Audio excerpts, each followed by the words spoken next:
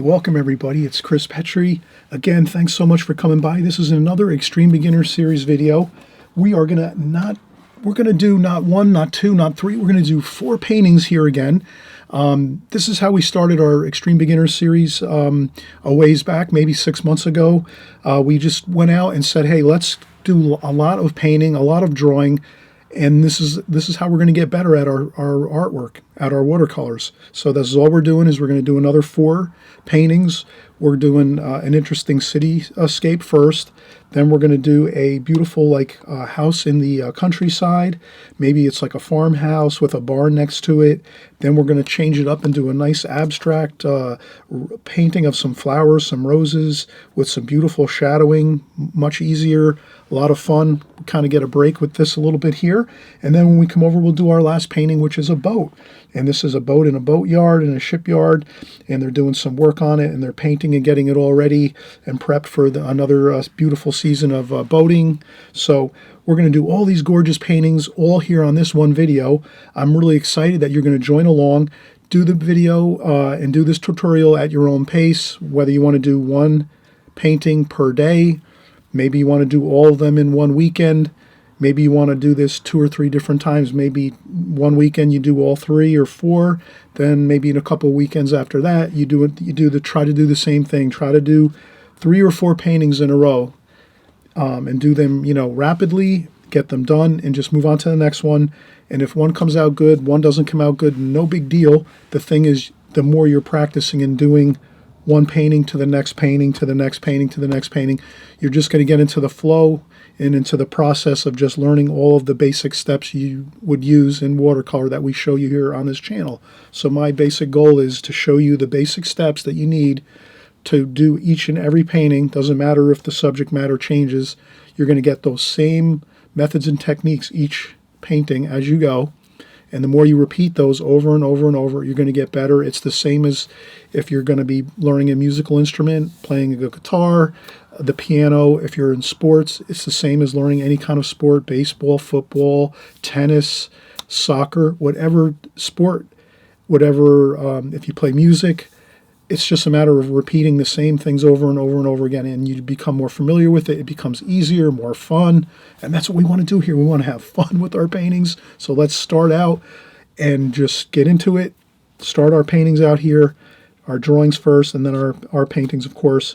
And then we're just going to keep working through each one, and we'll do all 4 in this video. So by the end of the video, if you do all 4, you'll have gotten a lot of practice, and a lot of new insights will happen as you paint all these 4 paintings. You're going to learn a lot, and you'll have a lot of new information under your belt that's going to help you get better looking paintings going, and you'll get more excited, and you'll stick with watercolor and have a great time with it and stick to that journey.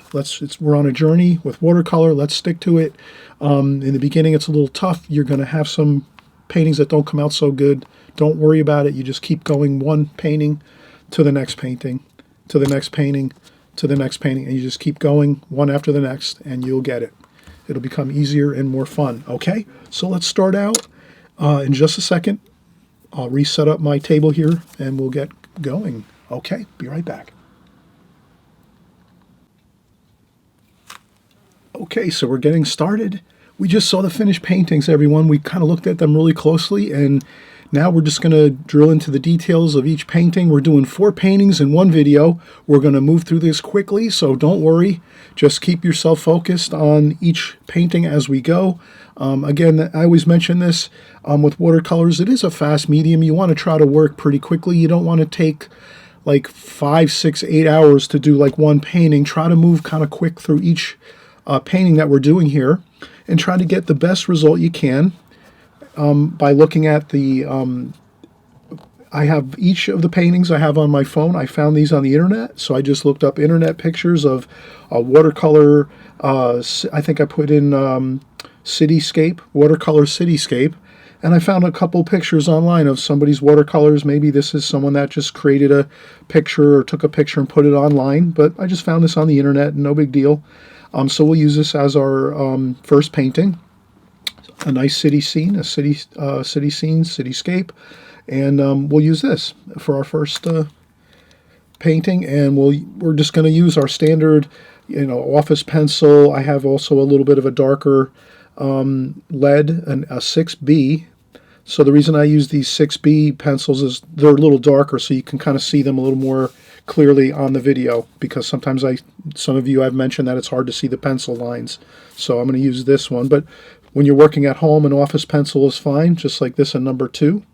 Lead, HB, soft, is fine. And then for our brushes, of course, we're going to use just our standard beginners, extreme beginners series brushes, and it's going to be the brush that comes with the set, which is a round. They're all these are all synthetic brushes, which are great for beginners. So if you're just starting out, or you've been just painting a couple months or whatever, it's great to use your synthetic brushes because they're inexpensive. You don't have to go out and spend a lot of money on brushes.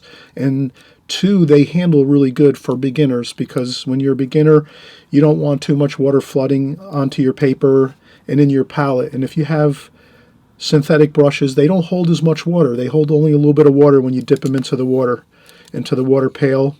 So you wind up having less water to deal with, which will be a good thing. So using synthetic brushes in the beginning when you're a watercolor artist is going to be a big help for you. And again, these are just the this is the Princeton Pro Art series brushes. They come like in a 5 or 6 pack like that. So you get a couple square brushes, you get a couple round brushes, and these are excellent, and they're very inexpensive. And then I have also a Simply Simmons number 6 round brush. This is a really good brush. I got this years ago, and synthetic brush, round brush, works really good.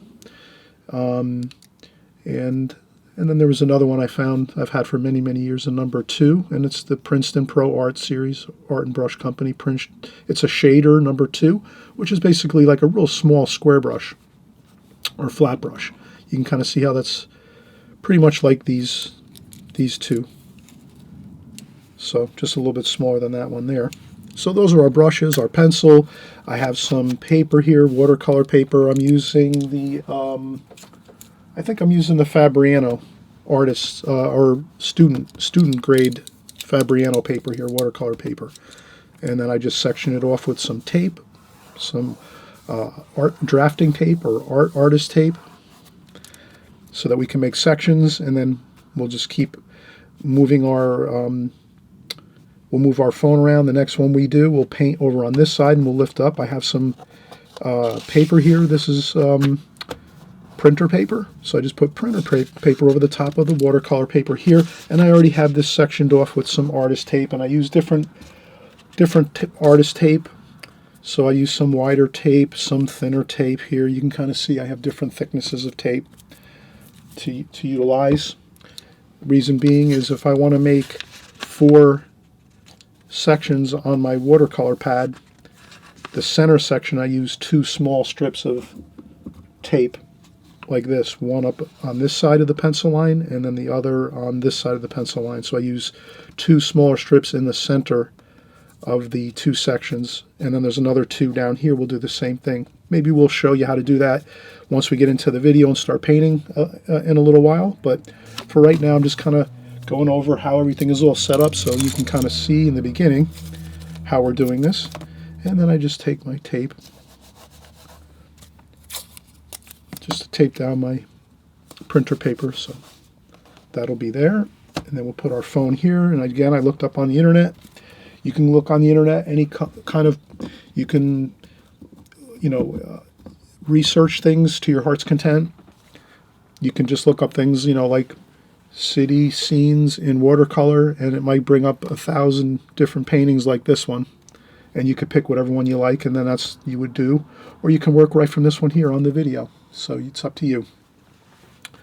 So let's start out with our pencil sketch, and we're not going to go to we're not going to spend hours drawing this. Let's just get the basic idea of this. Okay, so some beautiful buildings here. So let's start out and kind of get the overall feel for this.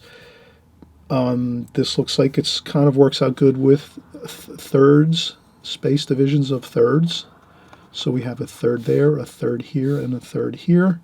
1, 2, and 3 space divisions. 1, 2, 3. So it kind of looks like these are most of the tops of the buildings over here on this third, 2/3 up from the bottom. 1/3 up from the bottom is sort of like some other buildings here, like that. And the foreground here in the lower third with a fence. And so that's ours. And the sky is pretty much the top third with 1 or 2 buildings kind of going up into the top third section. And the telephone pole over here too as well. So maybe I'll do, first thing I'll tackle is like, let me get the telephone pole in here. Maybe let me make it a little more, let me make it about, let's see, if we go halfway here.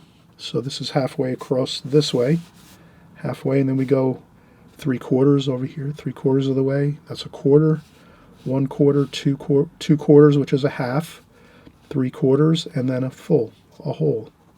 So if we're talking inches, it'd be a 1/4 inch, 1/2 inch, 3/4 inch, 1 inch. Just talking space divisions.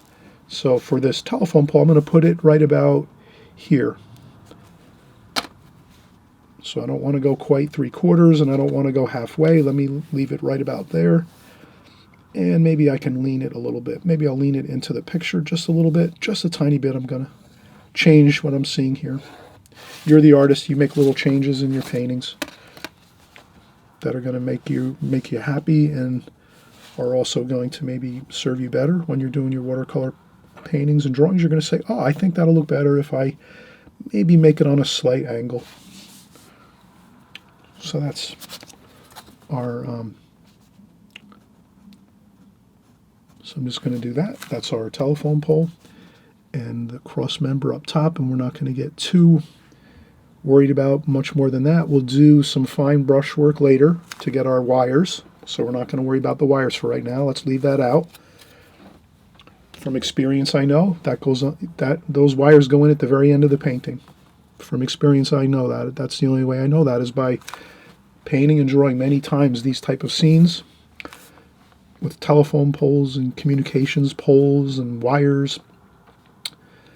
I always know those go in last. The very, very fine wires of the communications lines and telephone and all the different electrical wires. So let's leave that for last.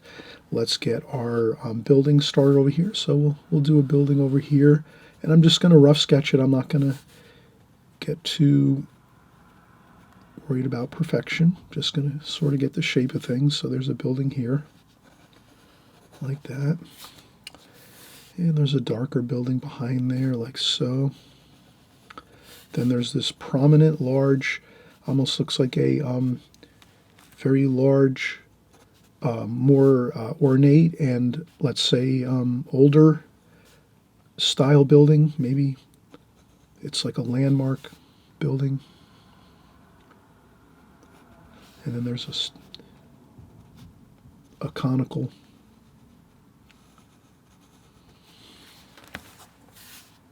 roof on top. And there's some, and we don't have to do any three-dimensional or drawings here. Just everything is just, we're just drawing large rectangles here. You can kind of see that. So far, all these are just large rectangles. We have a square here. We have a large cone here, like a conical type shape. You know, almost like a really very, very long pyramid or triangle.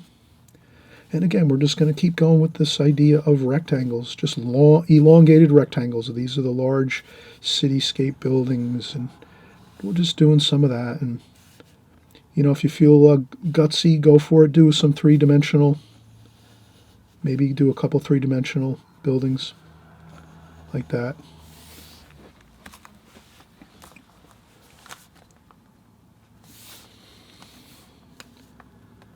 But don't feel you have to. You could just stick with all rectangles, and if you want to use a ruler, to do this drawing, that's fine too. You could take your ruler and just start doing your rectangles with the ruler. You can do the tops like so. So you can use a ruler and work around your painting like that. And then over here on the bottom, on the right-hand side, there's lower buildings, so there's not many taller buildings over here on the right-hand side. It's a little more in the distance, and we'll have some other type shapes in the background here with smaller buildings like that. So this is closer to us, and then this kind of goes over into the distance, these buildings over here. So we'll make that light. But that's pretty much the idea of it. Can you see how that's pretty much, we've gotten everything in. All the distant buildings we're now complete. Look at that. It's that simple. Just large, elongated rectangles. Just elongated rectangles, and then you had one with, we have one here with the conical roof on the top like that. And there's a little round, there's a round clock on that one.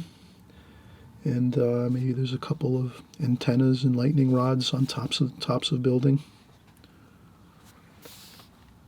And some windows. And we'll put in the windows with the brush later. So we'll do brush work. But we'll just put a couple little lines and indications just to remind us, oh, we got to get some of those windows and things on the building. Just to get the happy little windows going. A little bit with our pencil just to remind us, oh, that's right, we got to do some windows on these. We don't want to just have large buildings with no windows. And you can also have you could do a little bit of pencil shading if you see some darks. So you see these dark buildings, these are in shadow. So here in the distance of the painting, there's some deep dark shadows, and that's in the deep part of the buildings where there's all buildings everywhere all around, and not much light is getting into those inner areas of those buildings. So that's where you might take your pencil and just do a little shading just to remind you to put some darks in there. So usually when you add some shading like this, that's going to remind you to make it darker in those areas so that you don't forget to do it when you start painting. Like that. So we're going to make some shaded areas just to remind ourselves, okay, we have to get some darks in here in these buildings, here and there, not everywhere. And so we'll just do that. And we'll get the fence here. So there's a fence. This is in the very foreground here. And this really makes the painting exciting because we have a foreground here. So you almost feel like you're walking around over here in the foreground, maybe looking around, you're doing some sightseeing, maybe you're walking down the street over here and you're looking through this little lot over here with some fencing and things like that. And then you're looking at the beautiful city in the distance there. So I'll put some lines in for the fence. That might be like a wood picket fence style fence there. And we can maybe we can make a shape. Maybe there's a large barrel here. This could be a construction lot where there's a construction that they have, and there's a big pipe here, maybe it's a large drainage pipe that they're just storing on the lot. So we have that there, and some grass and weeds too. So and this makes a nice shape, a little different shape. We have lots of rectangles, and then here we have a round shape, a tube shape too. So you can kind of make that a tube shape if you want. If you'd rather just keep it a round circle, just make one big circle and then leave it just like that. And not much more. You don't have to do much more than that.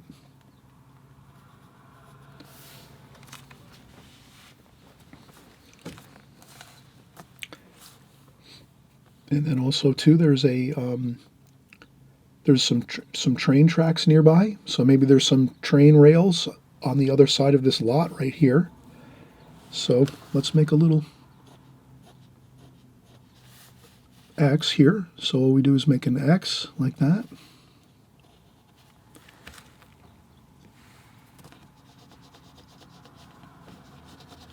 I need to do that over again. Like that and like this. And that's all we have to do for that X. And then we can draw in the rest of it. So if we just get two lines like so. So you get your first 2 lines started, you do an X.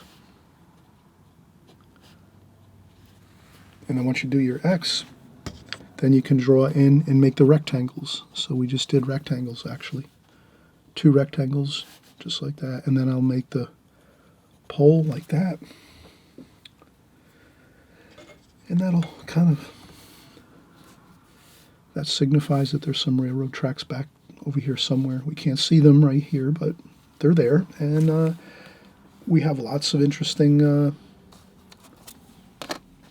shapes and buildings. And so now we're pretty much, we have our, I'm going to make this with the ruler. So I just made that wider.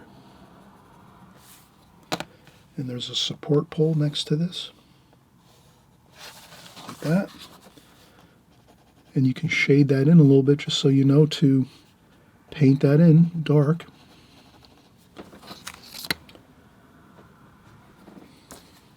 And then maybe just a couple wires so we remember to do those 2 later. And that's it. We have our pencil drawing done. And now you're going to see how beautiful this goes. Once we're done with our pencil drawing, we're going to just get right in here and do some glazing technique, which is we're going to do some light washes over the whole entire paper here.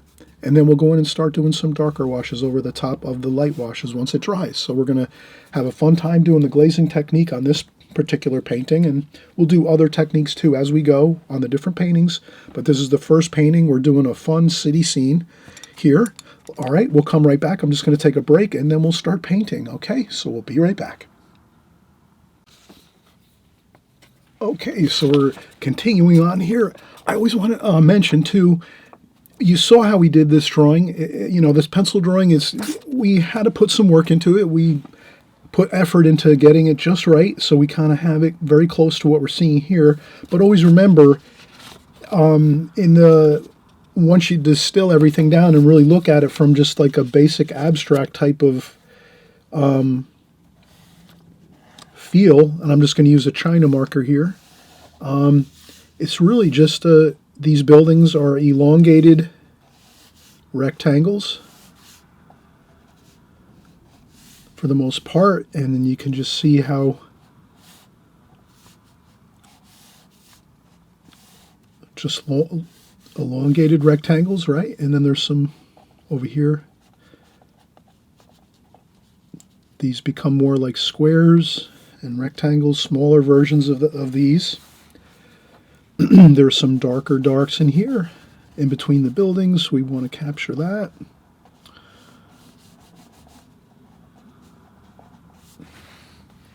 And then we have a lot here. We were saying a construction lot with maybe a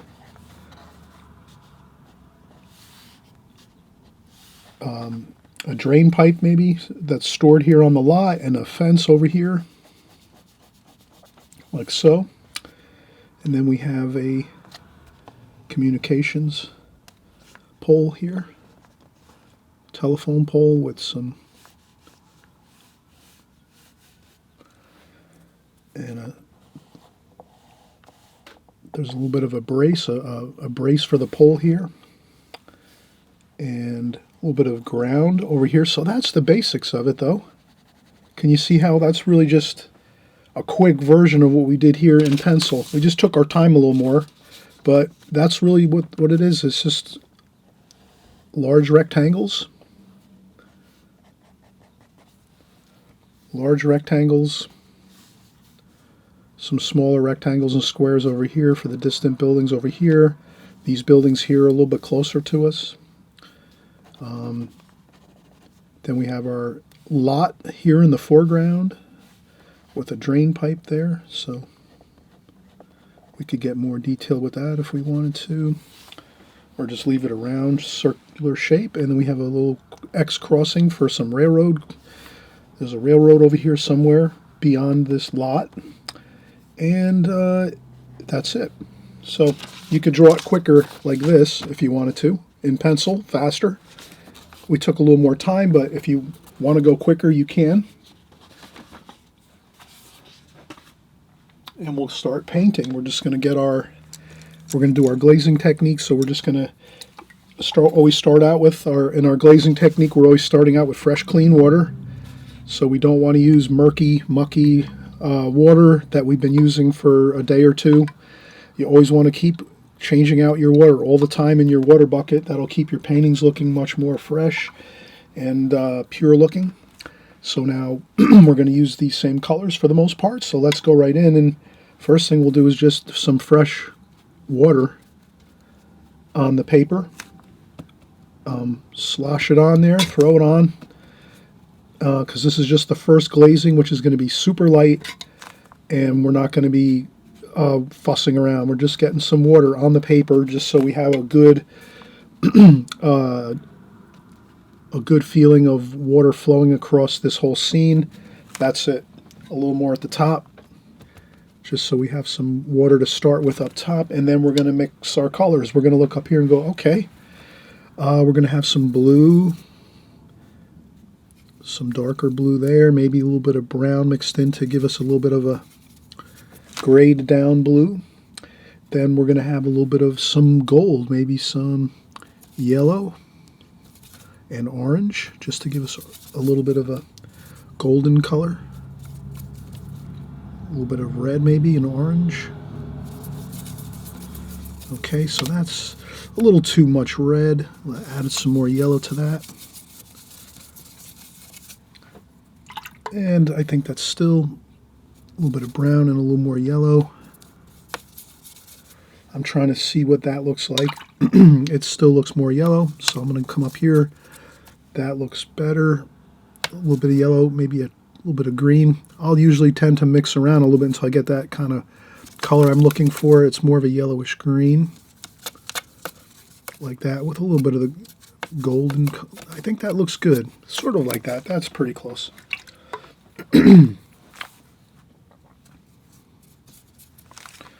Okay, so now we have our colors mixed. Just a little more blue. And we're going to make this a very light wash. See how that color's really light? Or it's not too dark. And that's how we're going to get our first bits of wash on here. And just kind of flow it on the paper. That's all this is. You're just flowing your colors onto the paper that you've pre-wet. So you pre-wet your paper like that. And you're letting all the water and the paint do the work. You're not doing much work other than dabbing it on. Now you're seeing I'm working in some of those golden colors here. Across like that. Let it flow on down the paper. And that's about it, really. Let's go with a little purple. And since I'm putting purple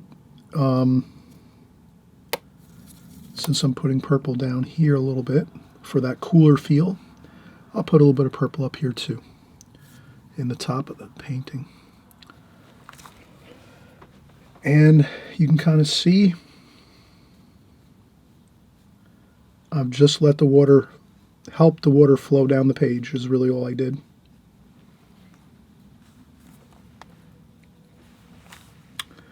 And then we can get some red and orange here, a little bit of brown mixed in. And we'll just do,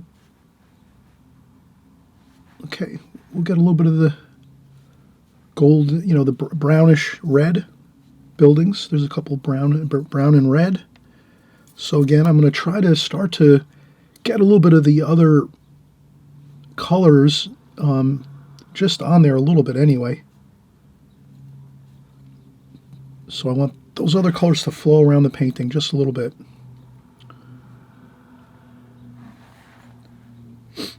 And I think once we do that,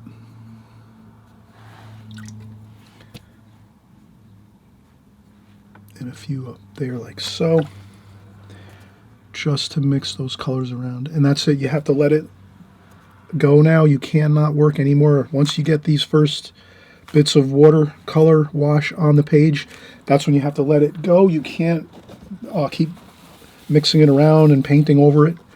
You've got to just do it one time, quick. Like you saw, we just wet the paper here and there, a little more up at the top, and then we just started adding our colors here into the painting, onto the paper, and let the water just flow on down real easy as we go. You're not really doing a lot of hard work here. You're just letting the water and the paint flow around on the paper to get that real wet looking watercolor where it's flowing everywhere, all the colors and the washes. That's what you're looking for. You don't want to do much detail work at all now for this first glazing.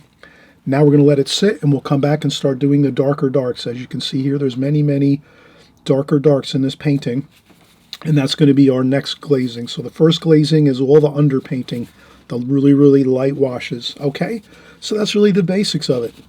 So we'll come back in just a second, and we'll start doing our second glazing. The only thing here is you have to let this dry 100%. So you could do it two ways. You can leave this go for about 2 hours, 2-3 hours, let it dry that way naturally, or you can use a blow dryer.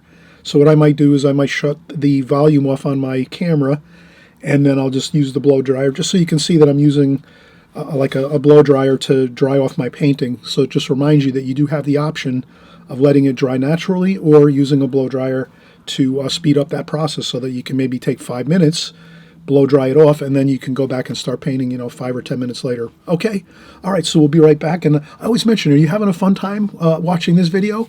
Are you enjoying it? I hope you are, and if it's your first time here, really want to welcome you and say thanks so much for coming by. We're always doing great work here on my channel. Extreme Beginners series especially, we're really focusing on the beginner watercolor artist here, just starting out. You don't need high level details of things and all kinds of technical stuff that's going to blow your mind and you won't be able to follow it. You need simple steps to follow that are going to get you the results you need, and that's exactly what we did here. We did not do anything really super difficult here. We did the pencil drawing first. That's pretty much straightforward. And then we're doing the glazing technique. So we talk about glazing technique. Wet the whole paper, wet the paper with lots of water, a little more at the top, and then you get your colors you're looking to match here, and you just flow them onto the paper and let the water do all the work and let it flow on down just like that. And now you're ready for part 2, which is the second glazing over the top of this one, which is going to be the darker darks, the darks. And we'll have that second portion of this painting underway in just a few seconds. Okay, so we'll just dry this off and then we'll be right back. Oh, and I always mention too, if you can, feel free to subscribe. The subscribe button is right there on the right-hand side below the screen here. This way you don't miss out on any videos. We're creating videos every week on my channel here, and so if you click that subscribe button, all it's going to do is just let you know the next time you come onto YouTube in a couple days. If I have a new video out, you'll see it, and it'll be right there on your YouTube page saying Chris made another video. And that's all it does. Is the subscribe button doesn't do anything other than let you know I made a new video. So don't worry about it. You're not getting any emails or text messages or anything like that. It's basically just YouTube's way of saying you like my channel and you want to see my videos. So YouTube's gonna put my videos in your channel so that when you open up YouTube, you'll see my videos first, and it'll show you Chris made a new video, and here it is. Okay, so we'll be right back.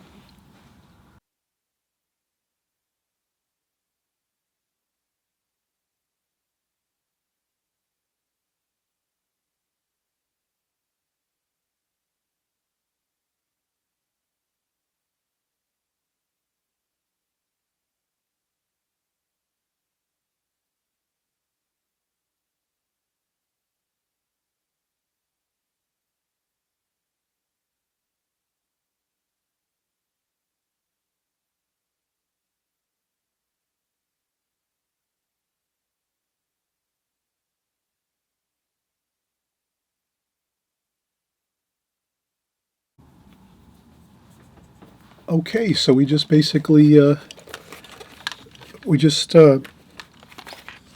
turned the volume off, so you didn't hear the noise of the blow dryer, but I just used a small heat gun / blow dryer, hair dryer, to dry off this first glazing, this first wash, and you can see it's completely dry. That's what you're looking for, 100% complete. The paper has to be 100% dry before you go in and start doing our second washes. The next thing we're going to do is we're just going to kind of get clear on where is the light coming from, because when we're doing these shadows now, because we're doing the darker darks, which means we're doing darker shadows and things like that, let's just make sure we kind of get the feel for where the light's coming from. So here you can kind of see in the picture that the right side of these buildings are in light and the left side are in shadow. So let's just say overall, we'll put a little insignia here like that with our light fixture, our spotlight. And there we go. We're just going to put a light like that. It's a very subtle thing. You can barely see it there, but I did put it up here, just showing that the light's shining this way. So the light's coming from this direction across the picture, the painting. And then once we have that, that helps us a lot, because now we know when we're going in and doing our shadow colors, we know where to keep them. So we're going to go in and I'm going to use the brush that comes with our set here, the Prang. I like to mention, this is a great watercolor set. It's the Prang Oval 16 set. 16 colors, obviously, and semi-moist watercolors, and that means basically you just open up you don't have to do any special preparations for your palette. When you're done at the end of your session of painting, you can leave it just like it is, open, that's fine. You can close it if you want, whatever you want to do, but basically the next time you start up painting again in a day or two or in a couple hours, you just take your spritzer bottle and do a little spritz of the paint on top, and that's it. And then your paints become activated and you'll be able to get rich darks just like this in this painting by just spritzing a little bit on the tops of these colors and then mixing up and going in and doing your painting. And of course, this is a great bargain. For maybe $10, $15, you get a great watercolor set that's going to last you a long time. You'll do lots of paintings, hundreds of paintings you can create with this one set. And it's, again, very affordable. And if you're a beginner, you're not wanting to go out and spend thousands of dollars on art supplies. You want to kind of stay with a humble approach of start out with inexpensive art supplies at first, get your feet wet, try everything out, keep working at it, and then you'll appreciate it more in a year from now when you maybe want to upgrade to do some better brushes or some better paints. That's all. So we're going to start working with our brush that comes with the set, the Prang set, and we're just going to go in and we're going to say, all right, we've got some black. I see some black, some dark brown, some blues, some purples. Let's start getting some darks in here. Here's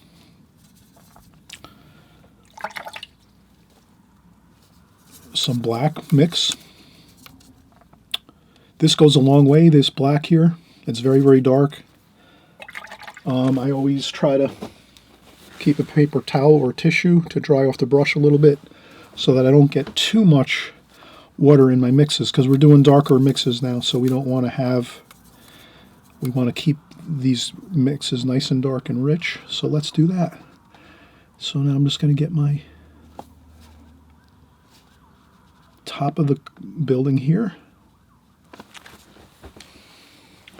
and then I'm going to rinse off the brush, dry off the brush with the water, and then just sort of mix this on down to make a little bit of a lighter color, a little more of a lighter blackish brown, like that.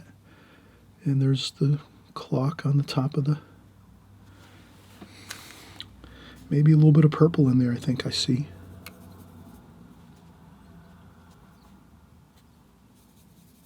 So I'll mix in a little bit of that purple color.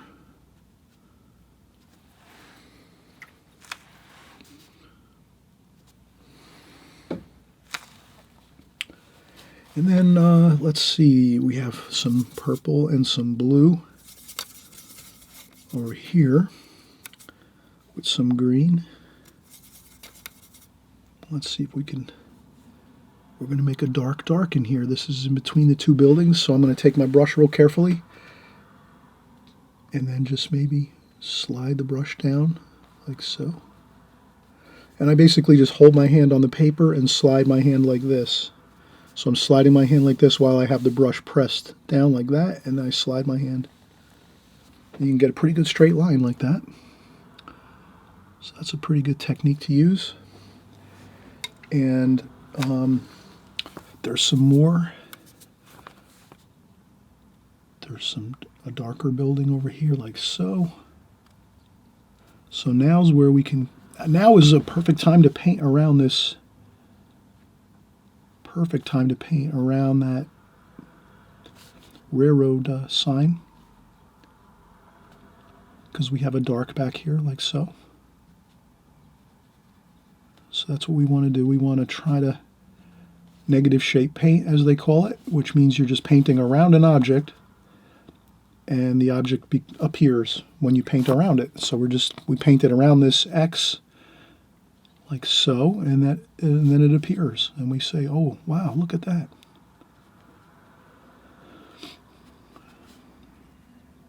So that's a building like that. And we have some darker darks. Let's go with some darker darks here. And let's say if the light is coming from this direction, then this is going to be like that, darker in here, like so. And then the fence over here is a little darker, brown, black. Let's use some brown, some black, some red, orange, red, orange.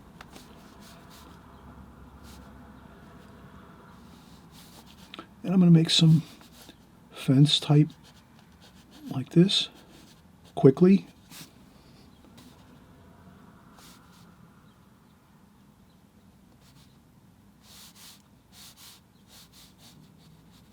Like that.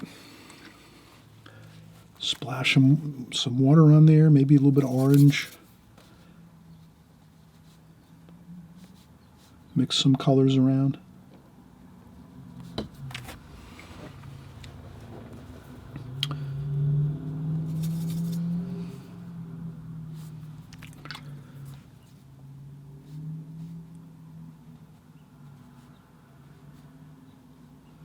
That's all.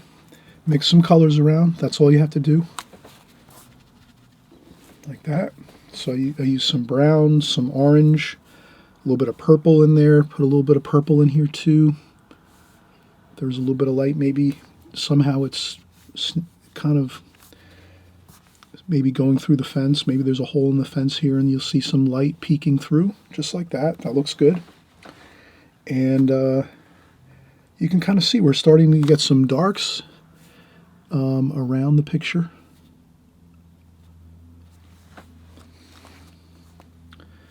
And then over here, there's some more darks. Now you have to be really careful. If you're painting down here, you might want to let this go until you're finished with the up here. So if you do move around your paint around your painting a lot, you just have to always remember that you don't want to lean your hand into the paint that you've just painted. So that's where you have to kind of really be careful. So I would say if you can work from the left over this way, it's much better. I kind of broke my own rules here that I have usually. I'll try to usually start on one side and then just work my way across the painting from left to right. Or if you're left-handed, you'd work over on this side if you're left-handed and start here and just work your way across the painting this way. This way you're not leaning into the paint. So just a little thing to remember. So I'm going to stick with that game plan now and start to maybe work over here on the left side. Like that. I'm getting in some of these darks, as you can see. And there's another bit of dark over here. Like that. So I'm just going to make some shapes of darks. Mixing around colors too. I don't want to have the same dark everywhere. So you can kind of see how I did this.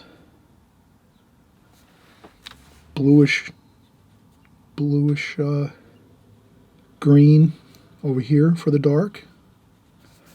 Then more of a brownish black over here for this dark. So I'm kind of mixing around the darks. Then you can mix some middle tones, so it's not quite that dark, and you can start doing some of these darks over here. You can even take a new brush. Let's Let's use this medium-sized square brush or flat brush like that. Like this, and then let's get some of these. There we go.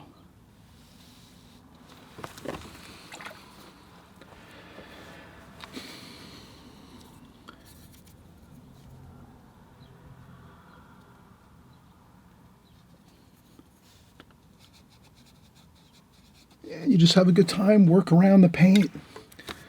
You know, you add in some darks here and there.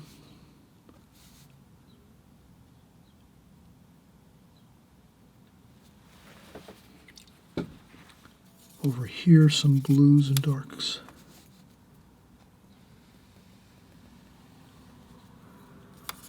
And now's when you you don't worry too much. You just get some color on the paper.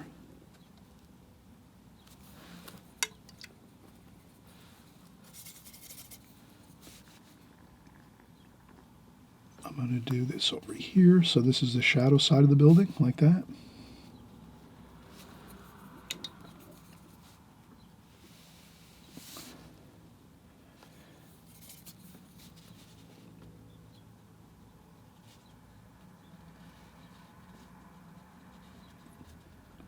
Okay.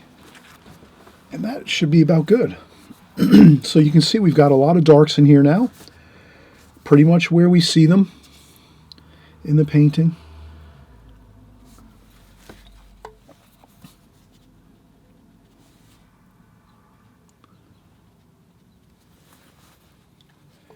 And then we have a little more dark over here.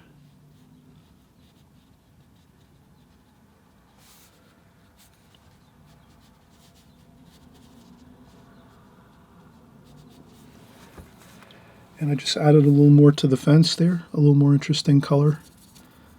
And a little bit of yellow, so we're going to make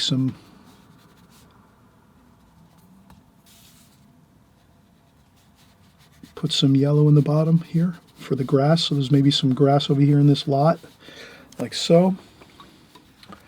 Let's go in with some really, really dark black and just put that more of a darker shape there, like so. Like that.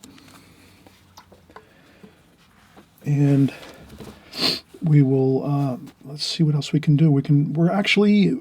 This is pretty much, I think all we need to do now is let this just dry a little bit. We might be able to, let's continue to work here. Let's use our Simply Simmons number 6 brush with some medium tones here with some black and blue and brown. Just mix up a nice kind of a grayish color, dry off the brush a little bit. And let's just do a couple, we're going to do some windows on our buildings here. Just quickly, let's do those. Just have a little fun, just dab on some window shapes like that.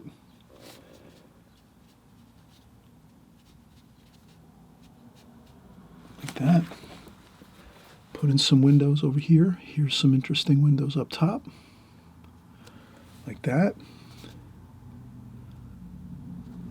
Like that there. And there's a couple of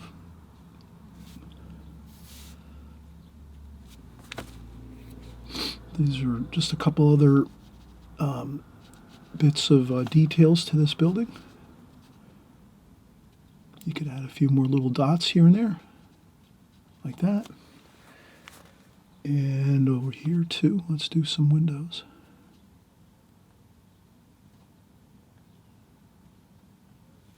Like that. And there's some windows over here too.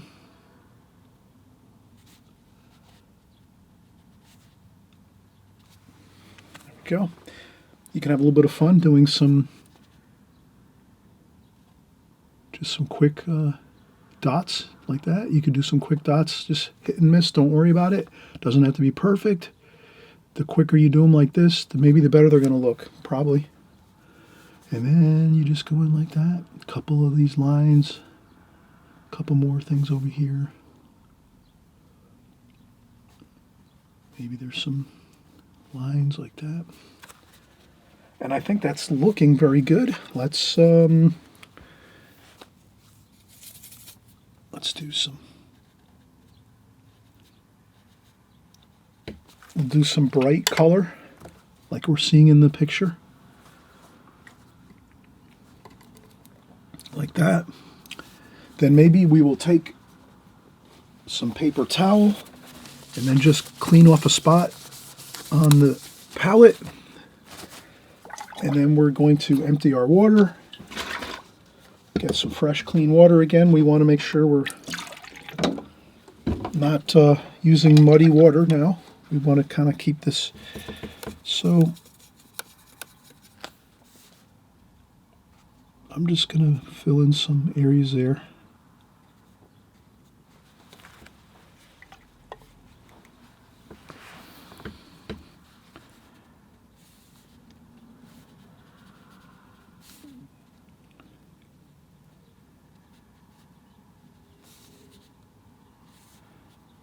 And just a little bit of darker darks down here on the bottom. We have to remember we're going to do the telephone pole here. Let's get that completed. And let's try to do something a little different. I have a piece of wood molding, wood trim from around the house. And what I'll do is I'll take that wood trim. You can use anything. You can use a ruler. Let's use the ruler. Let's try to use a ruler here. Let's see if we can do that. Okay, so I'm going to take a ruler, and I'm going to hold the ruler on an angle just so that I have it. Maybe I'll take a piece of tape. I'll roll the tape, and I'll put it on top. That's too big. Let's do it on top of this. So it's a smaller roll of tape. I put it on the table, and then I rest my ruler on top of that tape so that it's above the paper, like that. And this is how you can get a, so I'm going to use brown and black, maybe a little bit of red, a little bit of blue. So I'm just going to mix then what I do is I take a paper towel, dry off my brush. You don't want too much paint on the brush, so you dry off the brush. And then you take your brush. This might be a little difficult. Maybe I would say let's not do that. That's going to be too difficult to try to do it that way. A good way to do this is I'm going to move my phone, and I'm just going to take my hand on the side of the paper and just do a little bit at a time. And just come down the page like this and just slide my hand.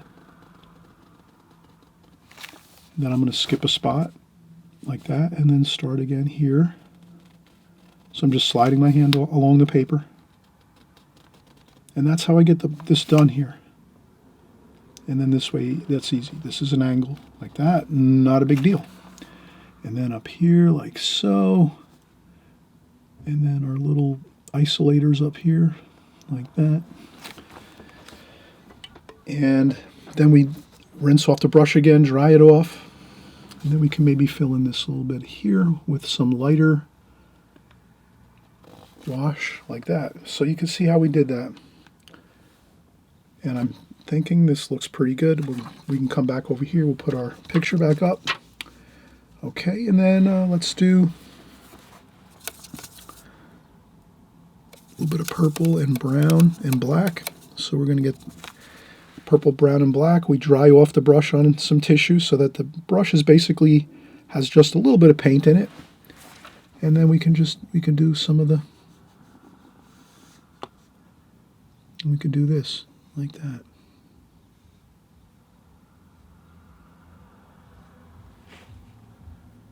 And there you have it.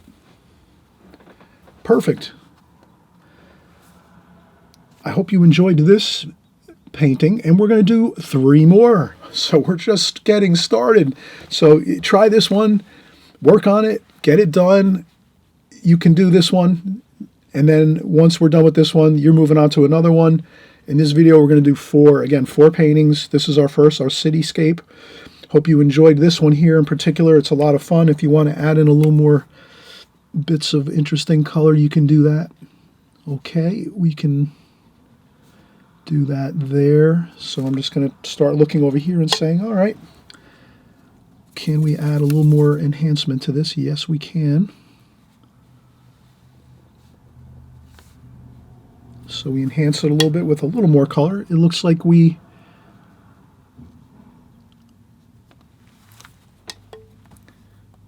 can add more color to this.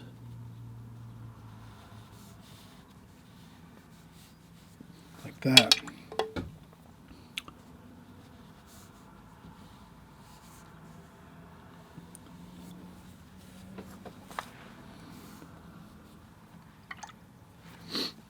Maybe a little more purple over here.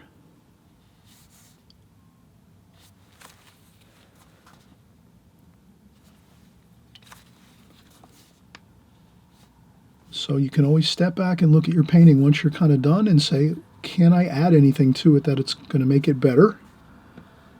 And we noticed that, yes, we did add some more color, and then there was a little bit of purple over here maybe. And then once we asked that question, can we add a little more color, because it looked like there's more color in this compared to this. And then that's all we did, is we went in and added some more color. And I think we're now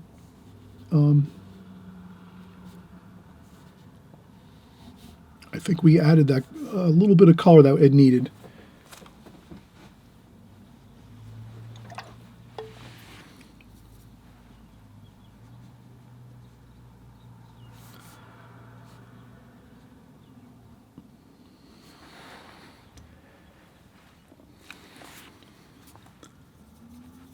And I'll just add a little couple splashes for a little bit of interesting effect.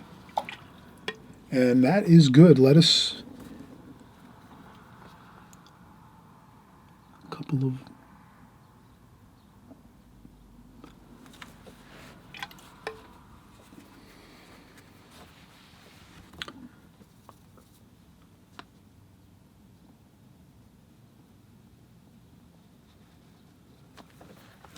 and I just added a little bit of darker sky wash there.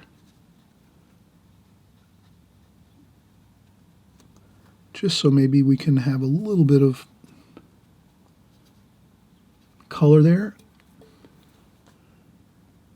And also light on the side of that building. So that's what we did there. We just added a little bit of color, darker wash, so that we can get a little bit of light on the side of the building over here. You kind of see how I did that? Just a little bit of light there. Looks good.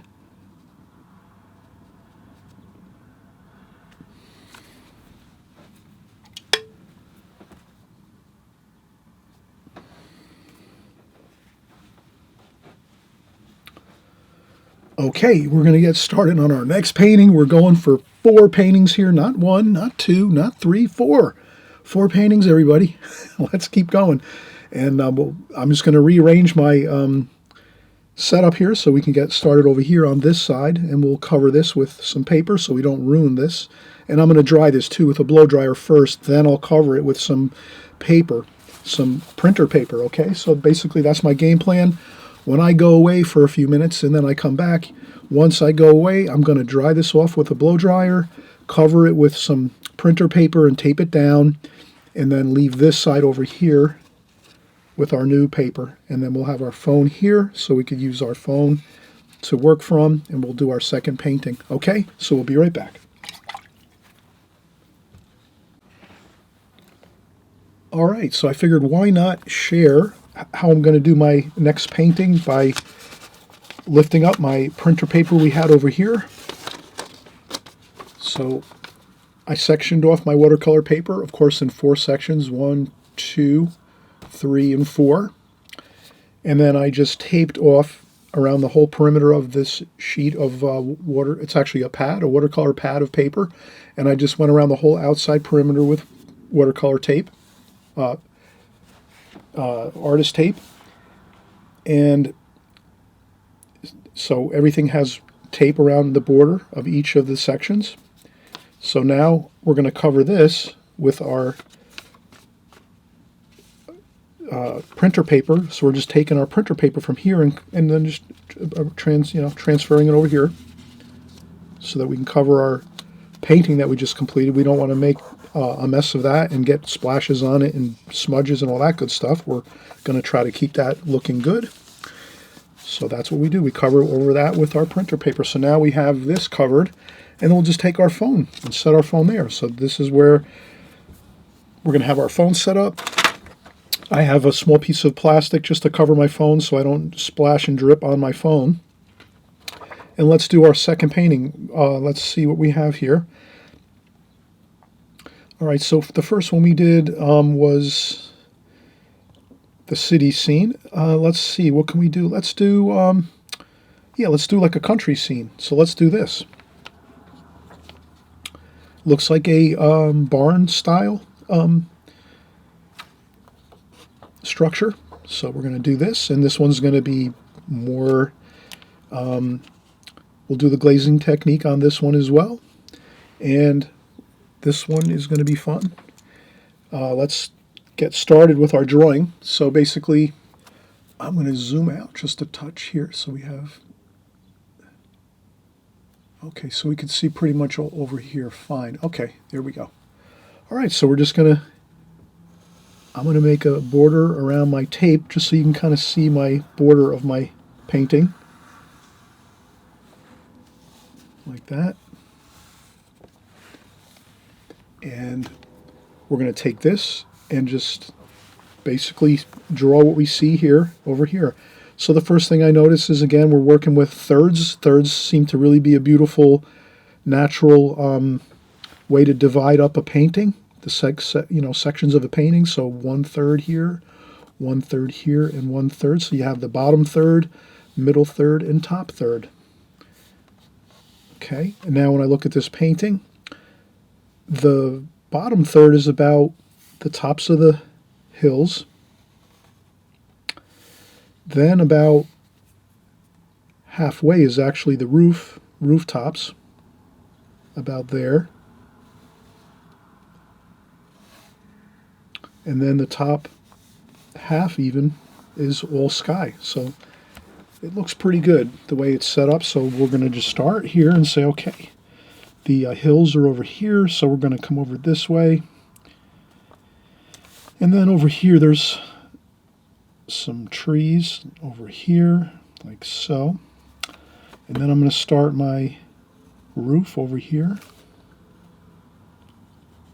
And I'm going to come across like this with our roof. And then from there we're going to come down like so. Then just about above here we're going to have that roof here.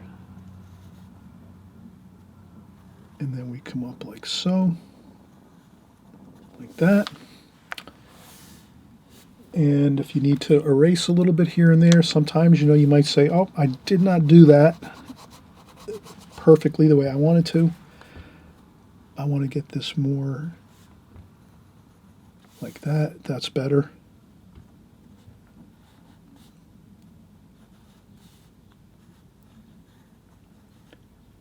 And you can kind of see I have the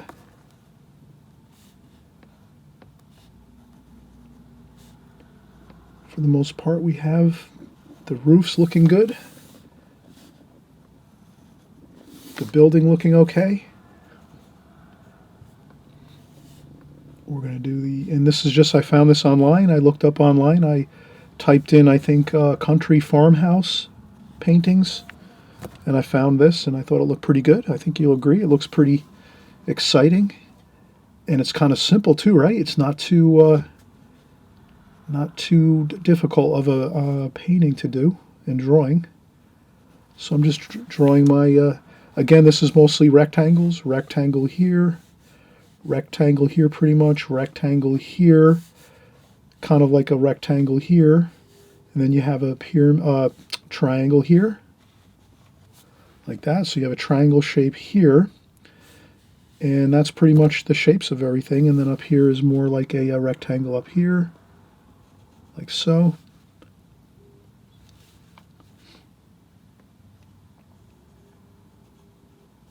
Like that. And then we'll just remember the light is actually coming from here. So let's make our light insignia here. I think you can see that. I'm just making my light insignia. Maybe I'll do it in some magic marker, like this.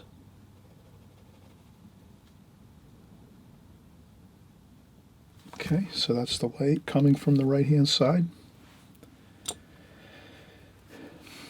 And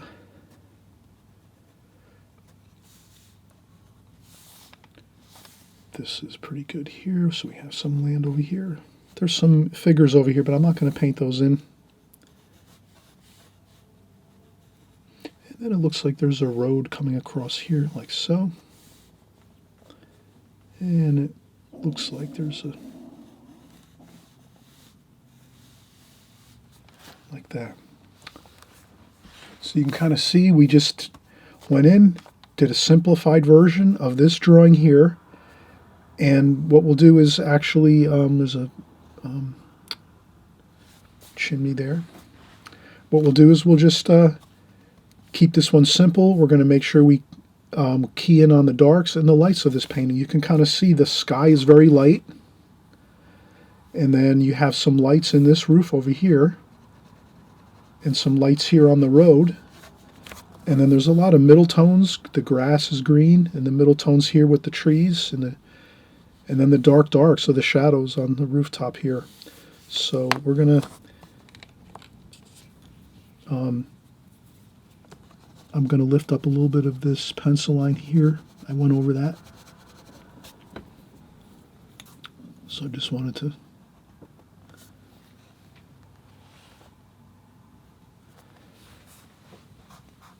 Okay.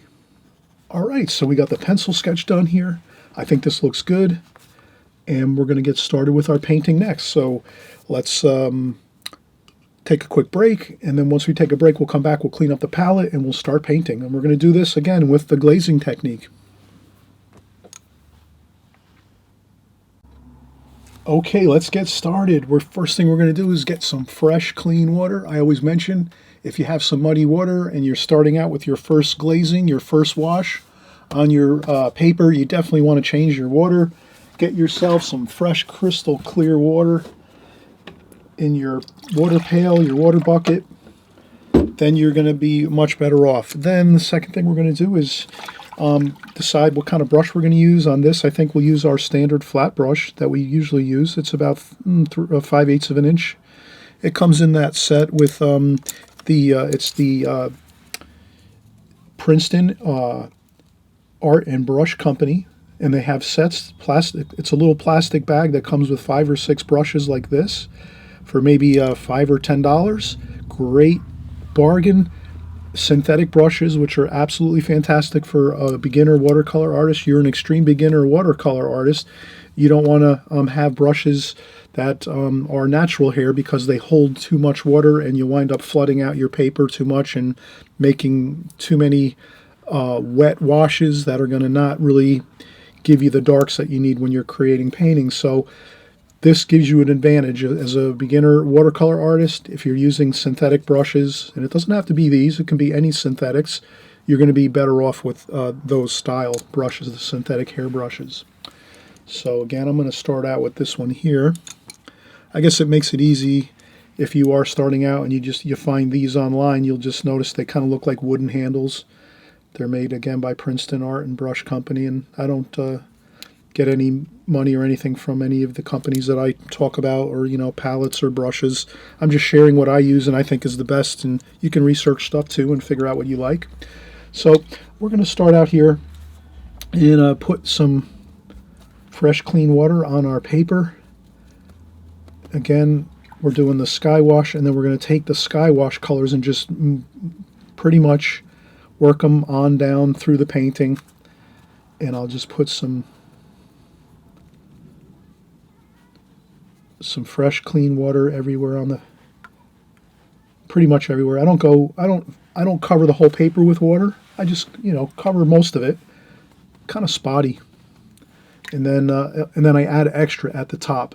Once I'm done kind of doing like a little bit of spotty water, clean, crystal clear water on my paper the first time, I just kind of blot it on down, and then I add extra one more time up at the top, just the top up here, and that is all you need. Then let's spritz our palette and wipe it down a little bit. I meant to do that, but let's do it. We're working quick here. Let's do that. Okay. Paper towel. So we're just going to, starting a new painting, we want a new, fresh, clean palette to start off with. So let's do that. Okay, good. And let's start out. What are we seeing over here? We're seeing some beautiful blues for the sky, like that, with some orange and brown. So some orange and brown.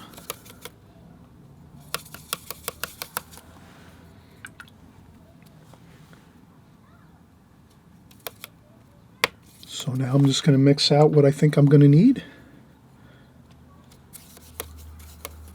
And I think that looks good. We have a light wash. We don't need a really... And then we're going to see that the angles are going this way across the painting.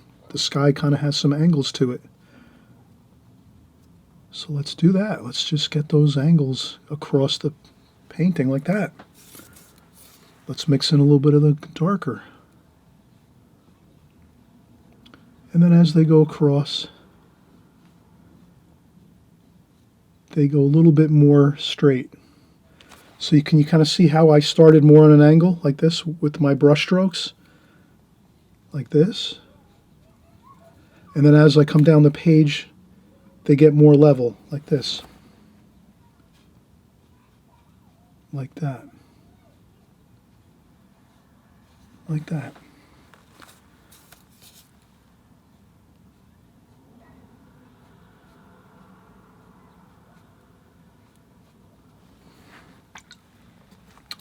That looks good.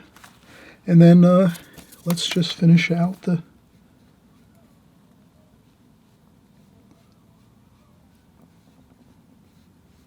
That's all. Just bring on that colors, those colors you see here. Just flow them on down the rest of the painting. But remember, it's light. You can see that, right? How light this is? And this is going to dry lighter too. So it's going to wind up looking like this, pretty light. The thing is, when you paint watercolor, it always dries lighter. So if you put it on a little bit like darker, right? Because it's going to lighten up from here. It's definitely going to lighten up. Usually, if you make it this dark on your paper, it's going to lighten up to this type of look, which is pretty bright. So just remember that, that it will dry lighter. So if you go a little bit darker than you think you might need to go, you'll be okay. And then we're going to take a little bit of brown, a little bit of orange, a little bit of more blue, and then we're just going to do a couple like that. Can you see how I'm doing that right now? While the paint is damp on the paper, but you only have a few minutes to do this. We can't do this much longer. That's really about it. And that gives us that really nice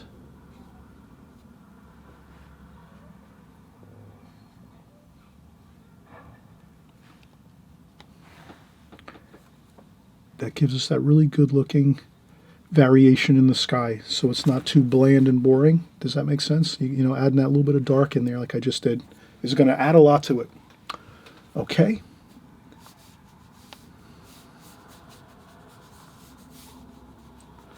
Perfect. Okay, let's let this dry 100%. Now's the time. If you have a hair dryer, you're going to use the hair dryer and completely dry this 100%. So that it's completely dry, and then we can come back in and start doing our darker darks. As you can see here, we have quite a few darker darks we need to put into this painting to finish it up. But we're really already halfway there because we have a lot of beautiful wash for our first wash, our first glazing, and that's the main thing. You get this first really light glazing over your whole painting. You've got a good base to work with, and then now you're just going to work on getting your darks in. The darker shadows, some of the darker trees, the roof, the shadow from the tower on the roof, and some of these other shadows, and then we'll be pretty much in good shape. All right, so let's take a break, and we'll come back in just a minute or two. I'm going to use the blow dryer to dry this off, and then once that's completed, I can start my second wash. And I always lift up some of that puddles of water that are at the bottom of the paper. Try to lift those up right away so that it doesn't back run into your paper. Okay, and there we go. And again, thumbs up the video if you like it so far. Leave comments if you think you want to leave some comments, some questions, whatever. And I always say, if you can, if you want to subscribe, on the right-hand side down below here, there's a subscribe button. All that does is just YouTube's going to alert you that I have created a new video. So next week, or you know, in the middle of the week, or next week on the weekend, you'll just notice that when you open up your YouTube channel, when you go on YouTube, you'll see a little alert that says Chris Petri made a new video. And then this way you can check it out, watch it. You can work along with us here. It's up to you. You're the artist. You're going to be working at your own pace and doing your own projects and working along with our videos too as well, and working along with us all here. So, but I always mention subscribing is really great. It helps me as an artist on YouTube, and as well, you'll get my updates all the time so that you don't lose me. And sometimes I know if you're painting along with us on this video, and if you don't subscribe, sometimes you won't get an alert, and then you won't know how to find me, and you might forget my name, and then chances are you might lose me and not be able to find me again on YouTube. So once you hit subscribe, it also means that you're not going to lose me on YouTube. You'll always have me in your YouTube channel settings, so that you'll always have me there, and you can find me in the subscriptions section of your YouTube channel as well. Okay, YouTube's a huge place. Millions upon millions of people on there, different artists. So if you do subscribe, you'll definitely keep track of what I'm doing and what we're working on here. Okay, so let's take a quick break and we'll be right back.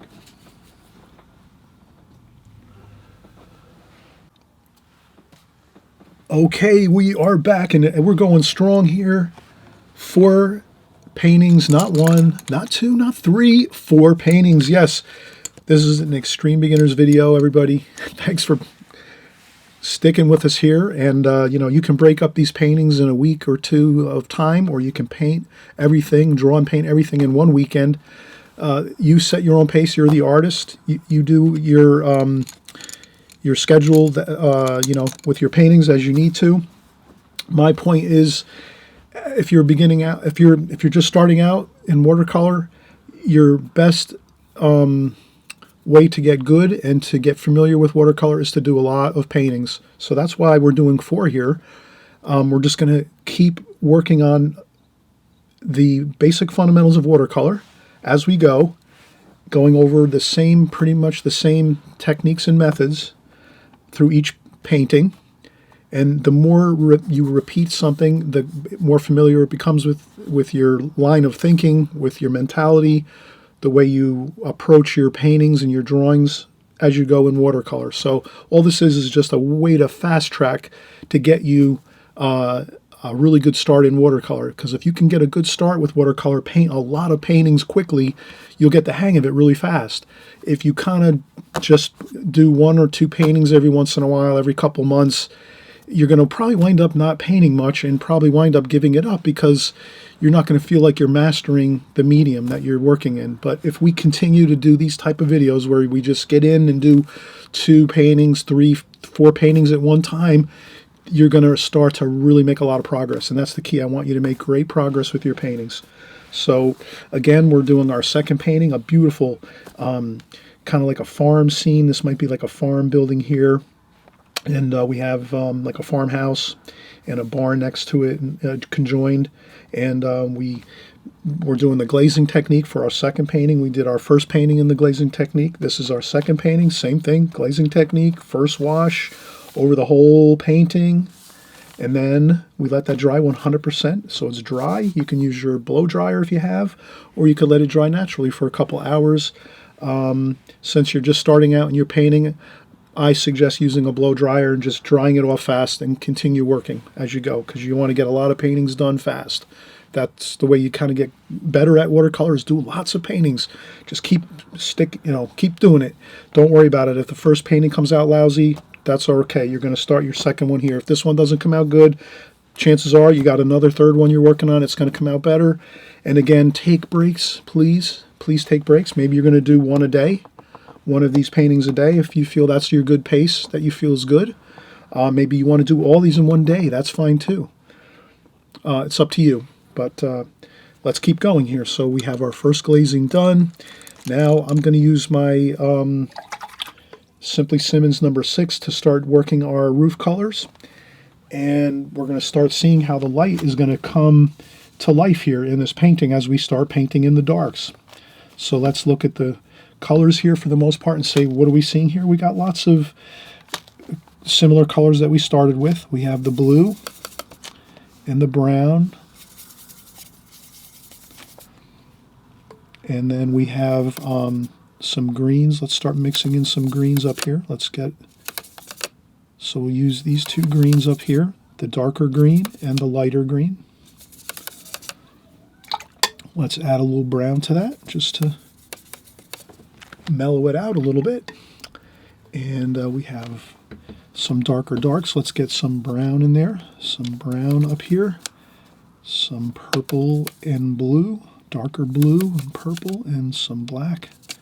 We'll put the black over here in the corner. We don't want to use, that's very, very powerful. This black in this palette is very, very, very dark. So we want to make sure we kind of keep that over here and maybe not mix it up too much over here because that'll really darken stuff up really tremendously.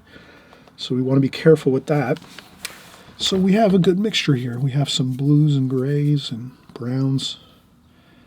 And let's start doing our roof. So now the roof here is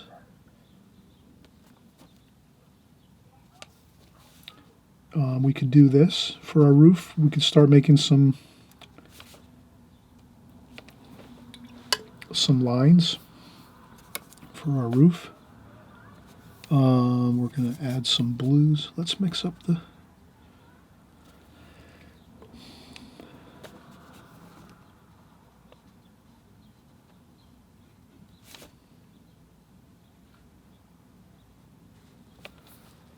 okay, so we're just getting some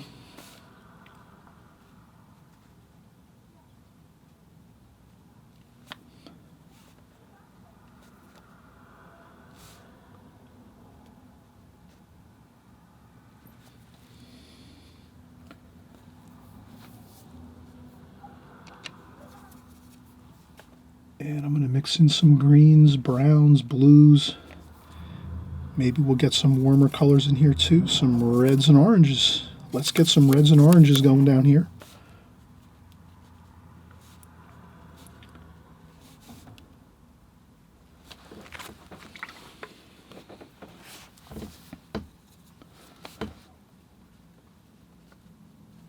Leave some of those white lines in there.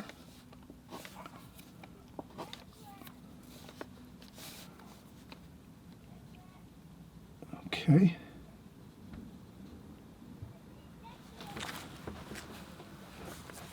And then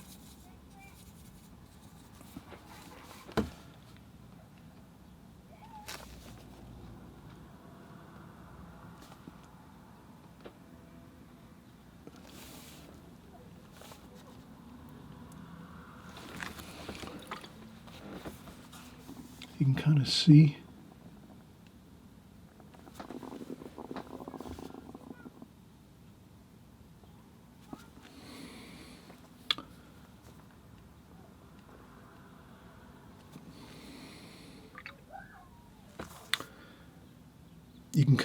how we were working the colors.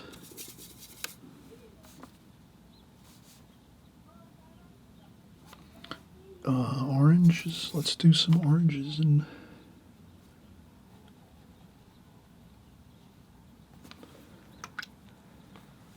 some purple.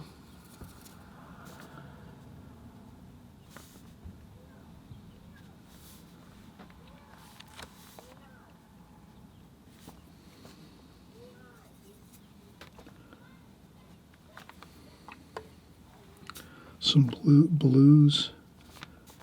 You can kind of see we're really mixing lots of colors here.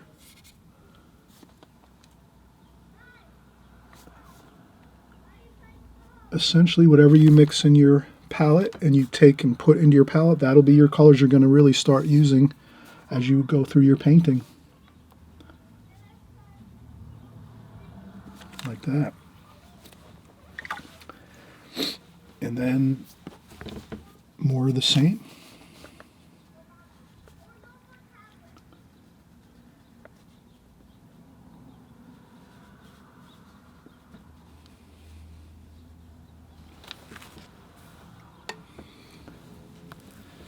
Okay, this is a little bit darker. You can kind of see the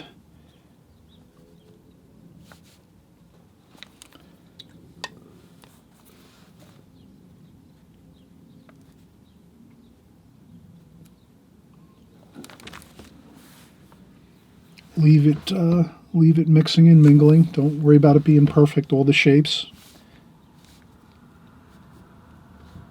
Like that. Put a little bit of wash on the roof here. But leave it sort of light.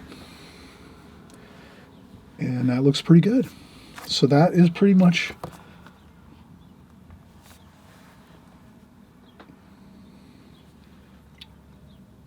fine. Let's get some greens and some blue.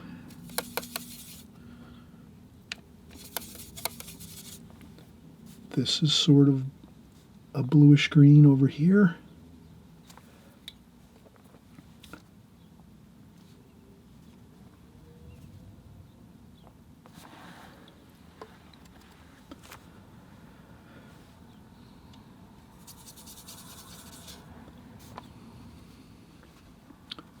That's a little bit of green mixed with some brown.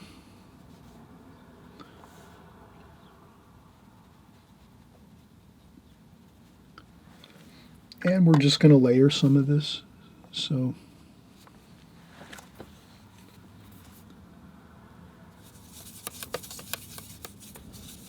a little more yellow in your mix here, and you can kind of see right away that looks a little bit closer. It's a little brighter green.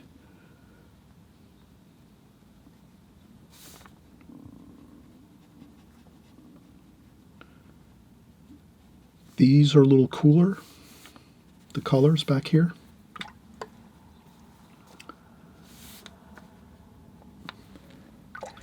And then we're just going to take some of these colors here and just kind of go across the painting, mix in some oranges.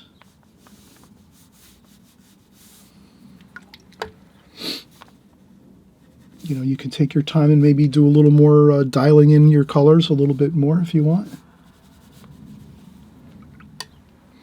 I'm going to just use some very, very light brown here and leave the white of the paper. So very, very light. And then some brown and green. And black even too. Over here, this is some more. There's some bushes and things over here.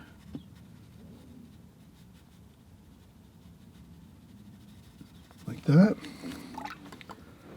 Maybe we take a little bit of splashing there.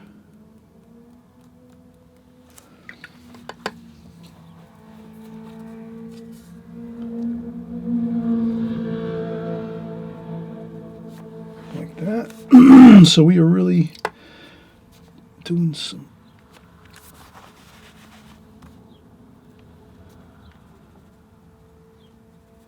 green, a little bit of orange,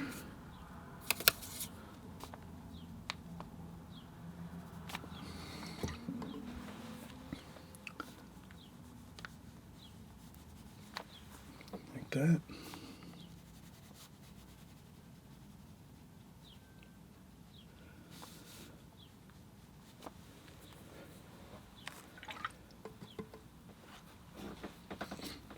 And then again, some more black. We're going to make a purple, let's say purple and black here. And we're just going to get a little more of a darker shadow over here. And that's that shadow that comes across here. Like that.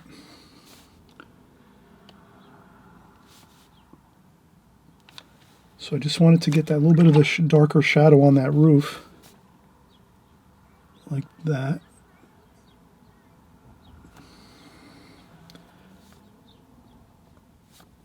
Maybe a little bit of darker shadows under here too.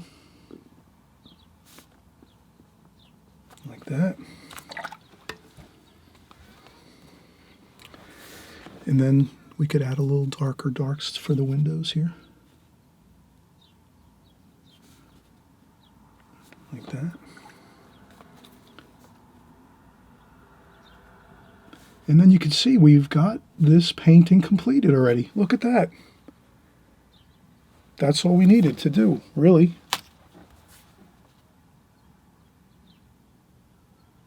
Maybe just a little bit of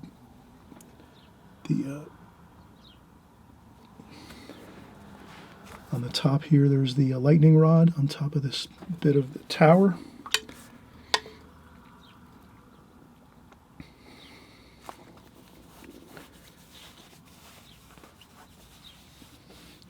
You know, we can make a little, maybe a darker door over here, something like that. That looks a little better.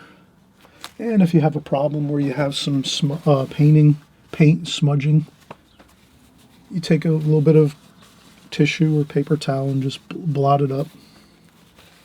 And then continue making the door over here. So we have a door over here with our dark black. Like that. Maybe a window, another window over here. Like that.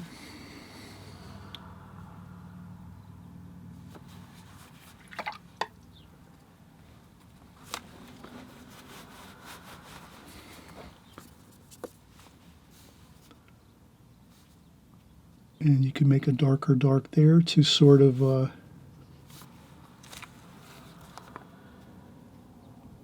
make this a little bit of a clear line over here by this side of the wall on the building, on this house.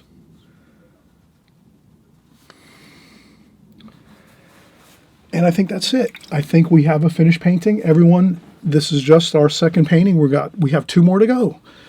Let's get excited. Let's take a break, of course. Take lots of breaks. And again, you can break these down again into maybe 1 painting per day, maybe 2 paintings per day. Or if you want to go for the gusto and go for all 4 in one day, even better yet, because the more you paint, the more you do these compositions and practice your painting skills, the better you're going to get really, really quickly.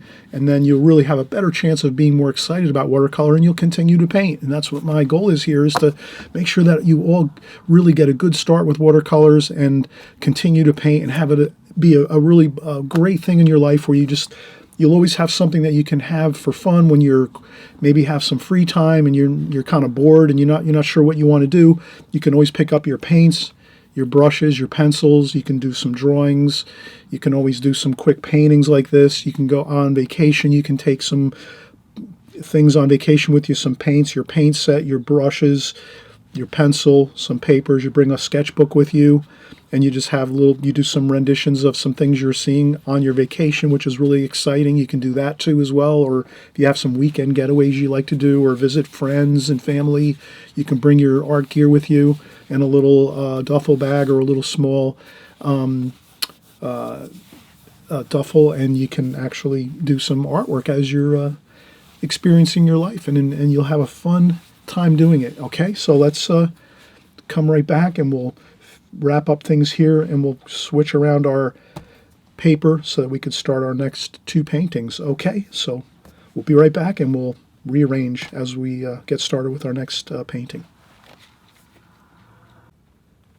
Hey everybody, just a quick informational. I'm really excited.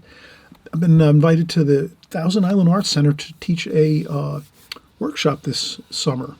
It's August 9th, 10th, and 11th, which is Tuesday, Wednesday, and Thursday. and it's a daytime workshop, 9 a.m. to 4 p.m. We're going to have an absolutely fantastic time.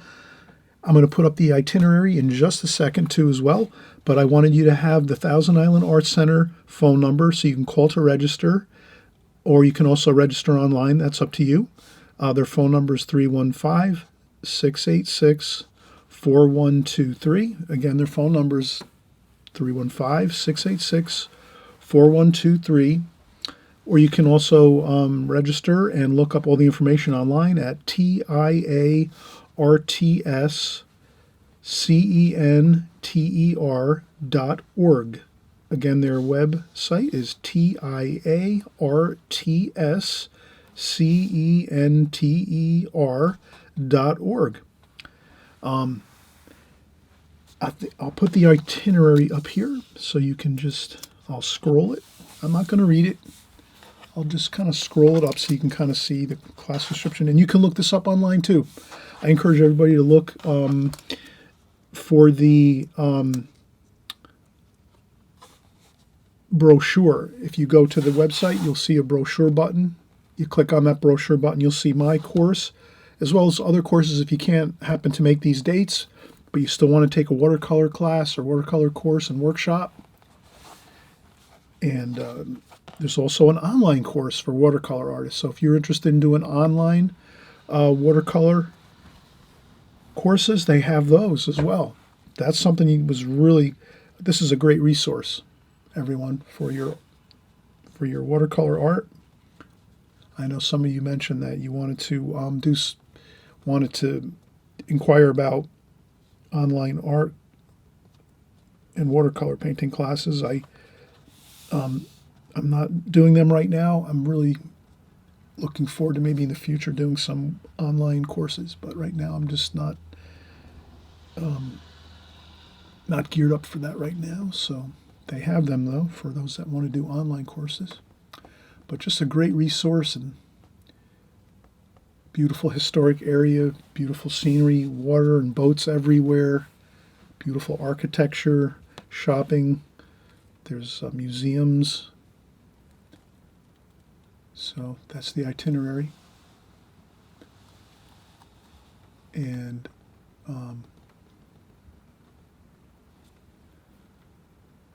I hope you'll all make it out to the workshop.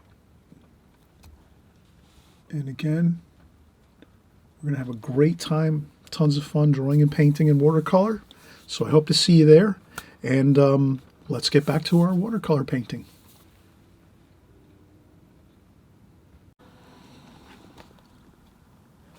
All right, we're doing the Extreme Beginners Marathon series here. We're doing 4 beautiful paintings. We're completed now with 2. So let's start to rearrange our setup here. Essentially, I had a large watercolor pad of paper that I divided into 4 sections for the most part. So now you're going to see, we're going to remove. Now this is where you have to be careful when you remove the tape. That one got a little bit. Go real slow when you remove the tape. It'll tend to, if you go real slow in removing the tape, it'll be neat when you remove it. If you go fast, it'll tear some of your painting apart. So don't do that. And there we go.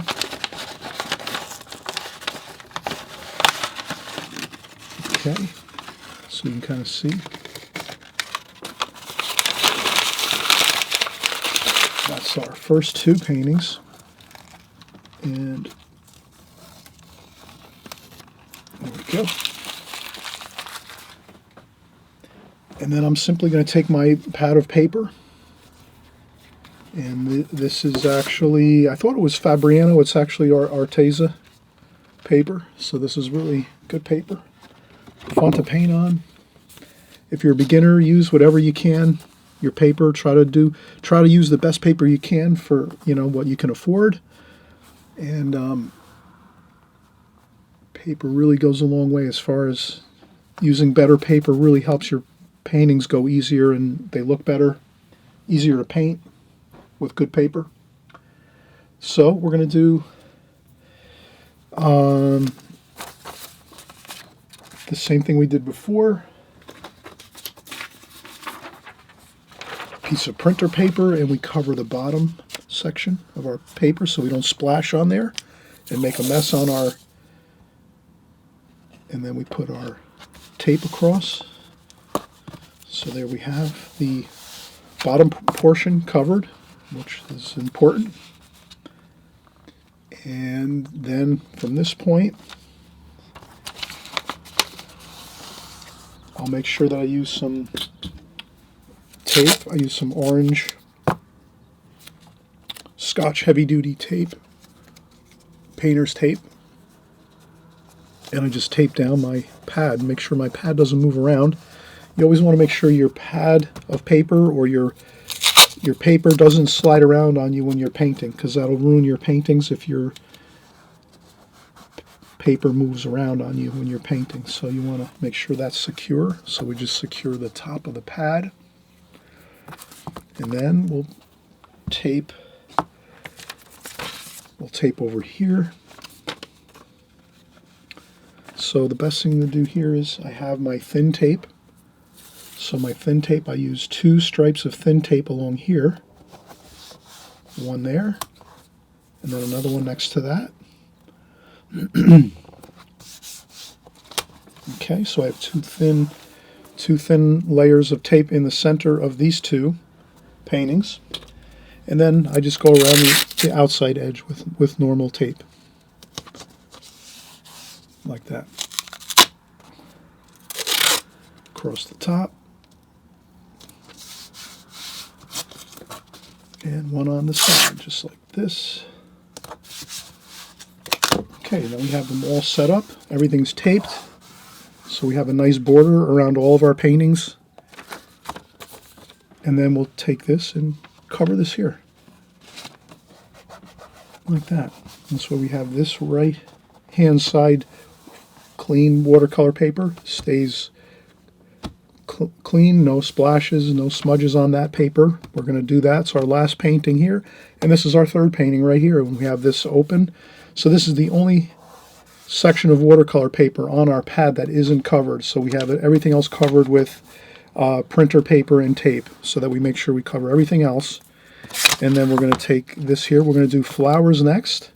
So we're going to take our phone, and I'm going to dial up my picture I found online. I found a picture of some really kind of abstract looking flowers. It looks like roses. So we're going to do this. It's going to be more of a fun abstract style. We're not going to get into super, realistic detail. Let's just have fun with these. We'll create a little bit of some little section of flowers here. We'll just have fun with this and see where it leads to. So first thing we do, now that we're kind of getting started, I'm going to put my plastic over my phone. So I have some plastic I put over my phone so I don't splash any paint onto my phone. I'm going to spritz my paints quick, and I'm going to spritz the palette so that we can clean off our palette. Start off with a fresh, clean palette with no paints at all, because we were mixing lots of colors before in our previous painting, and we want to make sure we start out with fresh, clean colors. Okay, now we're going to continue with our marathon here of watercolor painting, and this is fun. This is the Extreme Beginner series, of course, and let's do our pencil drawing first. So I'm just going to sharpen up my pencil here. I use a 6B pencil, which is kind of more, it's a darker lead, a 6B, so that you can see when I'm drawing a little better. So let's just start out. Here is our first rose. Here is right over on this side.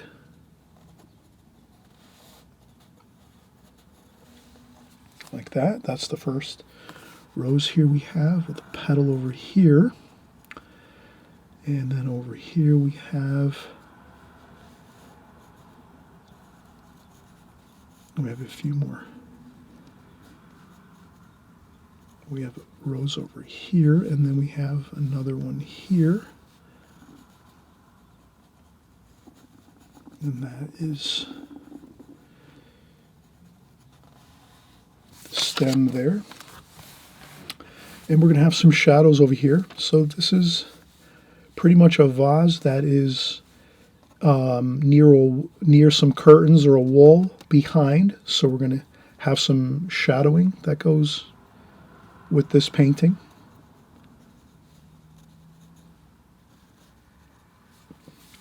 And then there's another, this is more of a larger white flower with some red in it. So we're going to, like that. And then there's the,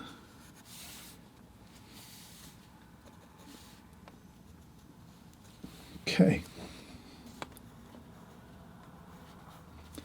So the fun of this is the flowers are sort of on the right-hand side of this composition, and they kind of lean into the picture frame like this. And then over here is more of the background. So this is really, again, a more fun, abstract style painting for flowers. We're kind of getting away from some of that architectural stuff we were just doing. You know, we did buildings and we did like that farmhouse. So when you do, you do a couple paintings of farmhouses and some city scenes, some buildings, some high rises and skyscrapers like we did.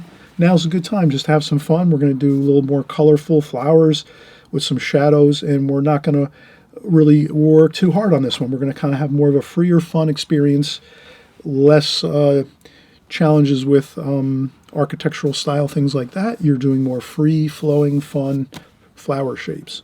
So we just got our pencil sketch in. I think that's good enough for what we need to start getting in our paints. So we're going to take a quick break. Once we come back, we'll start mixing our colors, and we're going to do this one a la prima. So now we're going to change our method and technique a little bit with our painting here. We're just going to paint this all at one time. We're not going to do a lot of washes and overwashes and glazings as we did on the first two paintings. So you'll notice this one's a little different. This one might be, a good experience to try too as well. Doing the alla prima method, I paint in the alla prima method a lot. That's mostly my style, alla prima. But I do the glazing technique quite a bit too. So familiar with both, really exceedingly familiar with both techniques. So let's take a break and we'll start with our painting.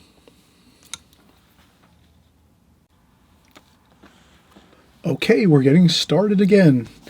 With our third painting, we're doing some beautiful abstract flowers here. These are roses.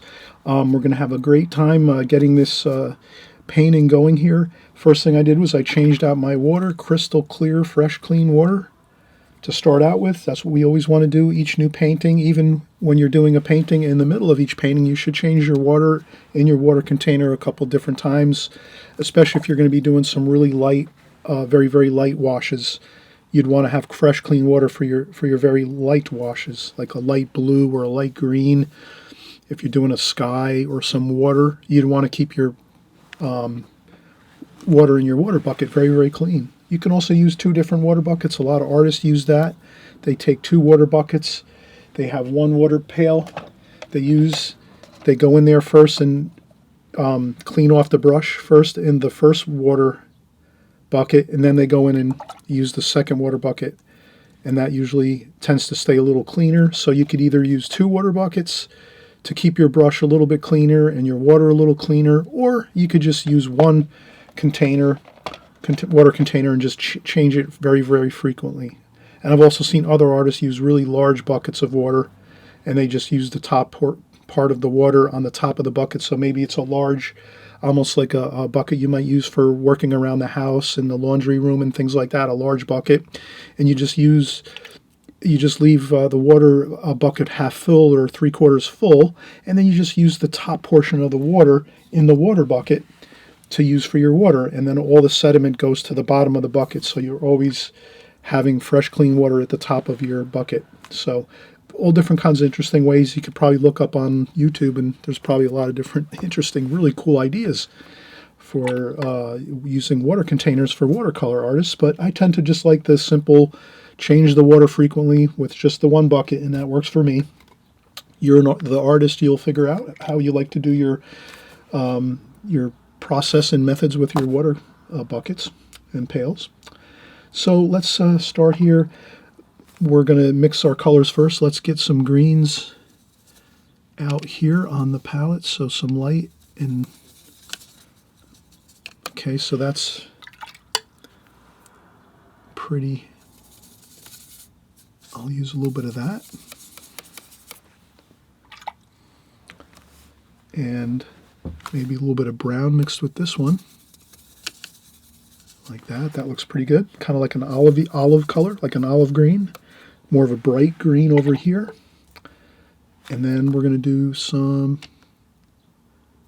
darker, maybe some bluish green. Let's do some blue and green. Purple, blue, green. Touch of brown.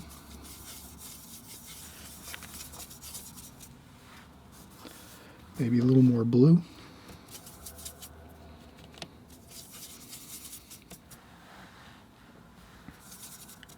Brown. Okay, that looks pretty good. So we have some good greens mixed, and let's mix some reds. This will be for our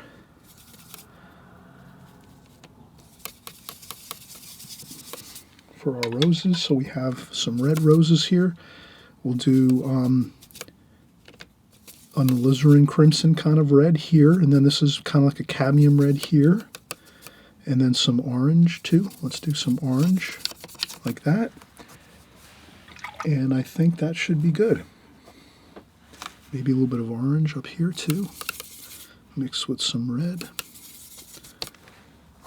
Okay, so now you can kind of see our method here. We're going to do this beautiful flower painting. We want to mix all our colors to start with, get them all out onto the palette. We looked at all the colors and said, what do we have here? Well, we have some greens. Let's mix some olive greens like this and this.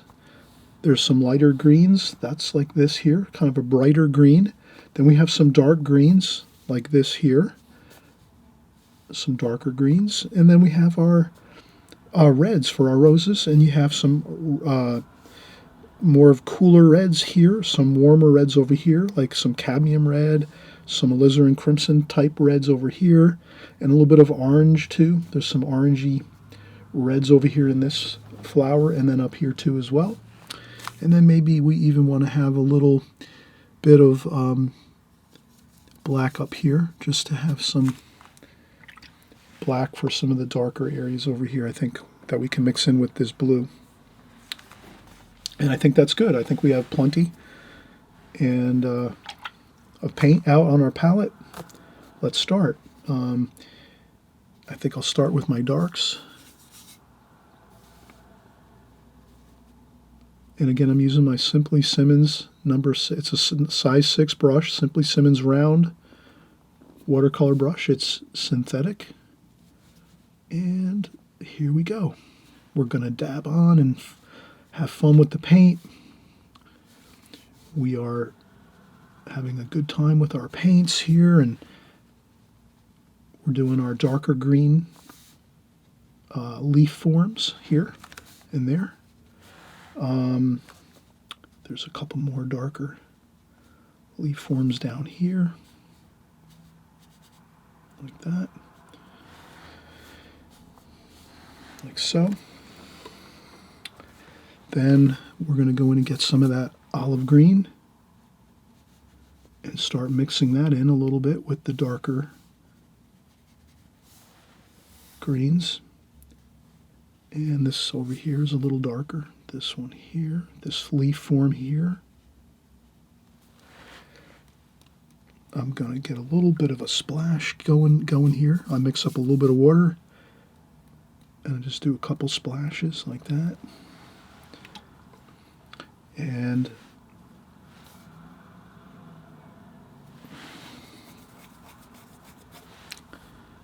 there's some brighter green there. So we're going to get that in. And then maybe there's some more bright green right there. So I'm just referring back to my painting each time I go. back to the palette. I look at my painting. I say, all right, what do I need there? And then I come in here, and we already have the colors mixed, so that's a really big help if you can have your colors already pre-mixed. And a little bit of yellow mixed in with that, maybe. Okay, like that. There we go.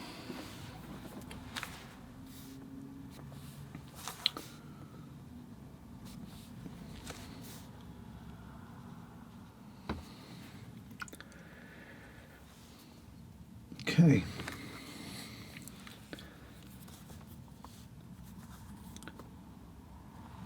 I think everything is looking pretty good right now. We have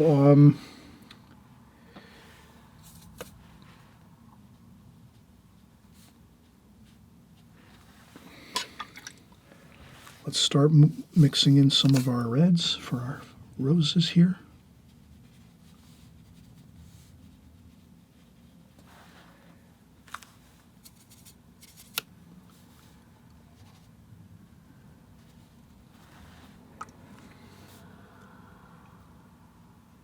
And we'll mix in some water with that too as well.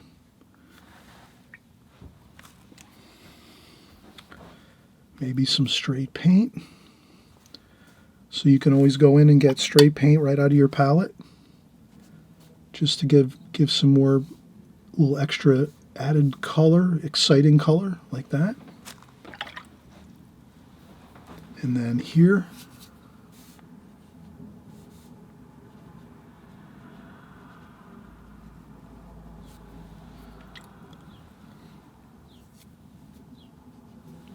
then you can rinse off the brush. Have some tissue or paper towel, rinse off the brush in the clean water, dry off the brush a little bit, and then you can use a damp brush, and then you can get some light tonal values with your damp brush so that everything doesn't look the same. You want to have some changes in tonal values.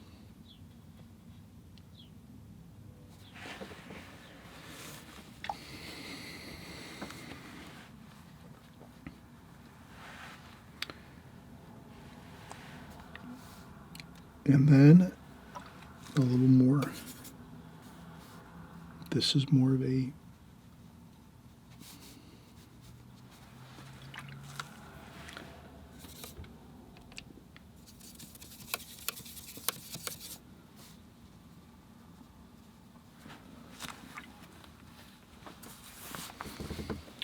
then again, I rinse off my brush, dry off the water on a tissue so that I can get a nice light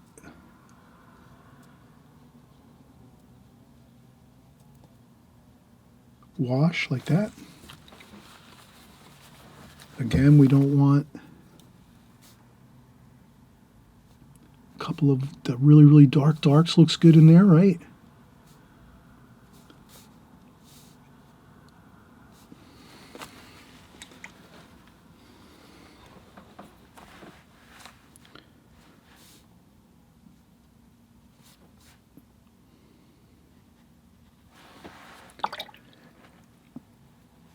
Okay, so now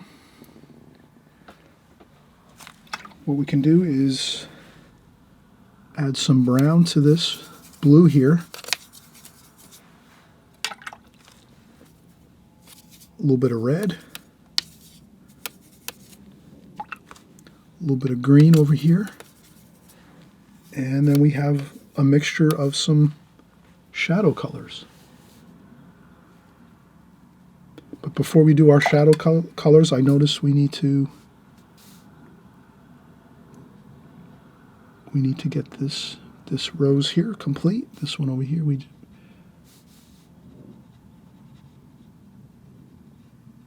like that.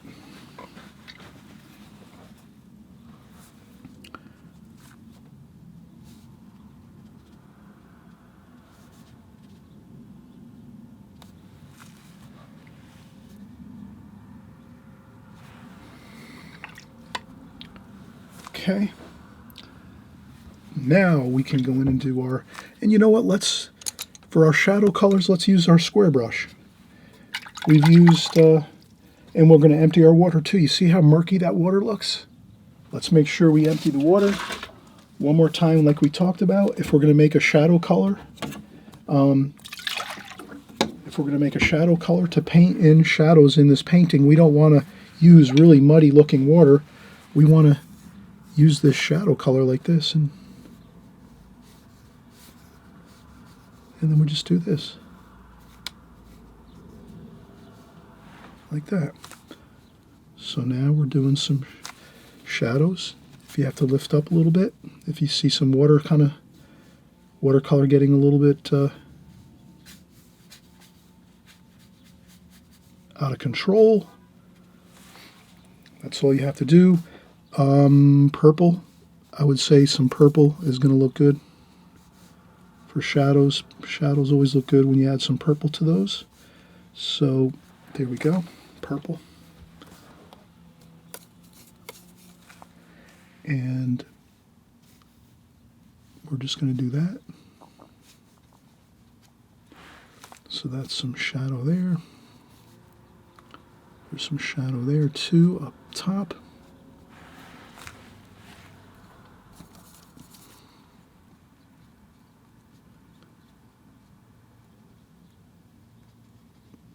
Like so. A couple of splashes. You can add some warmth, add some orange to the shadows if you want. Since you have a lot of purples, a little bit of orange gives it a little bit of that warmth and coolness for the shadows. And I think that's good.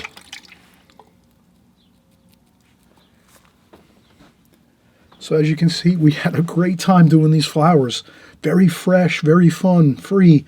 Didn't take us long. We just drew in our, 3 or 4 or 5 flowers in here with some leaf forms, and the rest is just putting in the paint, getting our colors mixed up ahead of time, and then we just go in and fire in our colors right into the painting. And then once that's done, we're pretty much we're good. We have everything in good shape. So you can kind of see we have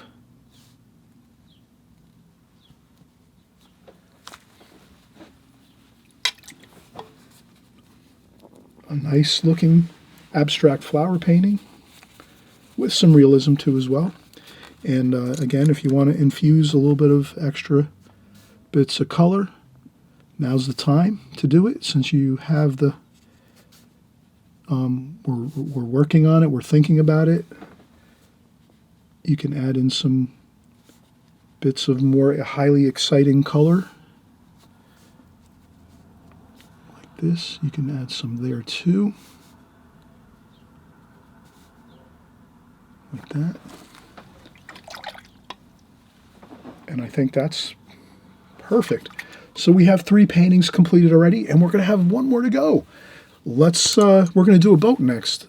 I know you were probably thinking, what is Chris going to do next? Well, if you saw the beginning of the video, obviously you did see the boat painting we did, the 4th painting.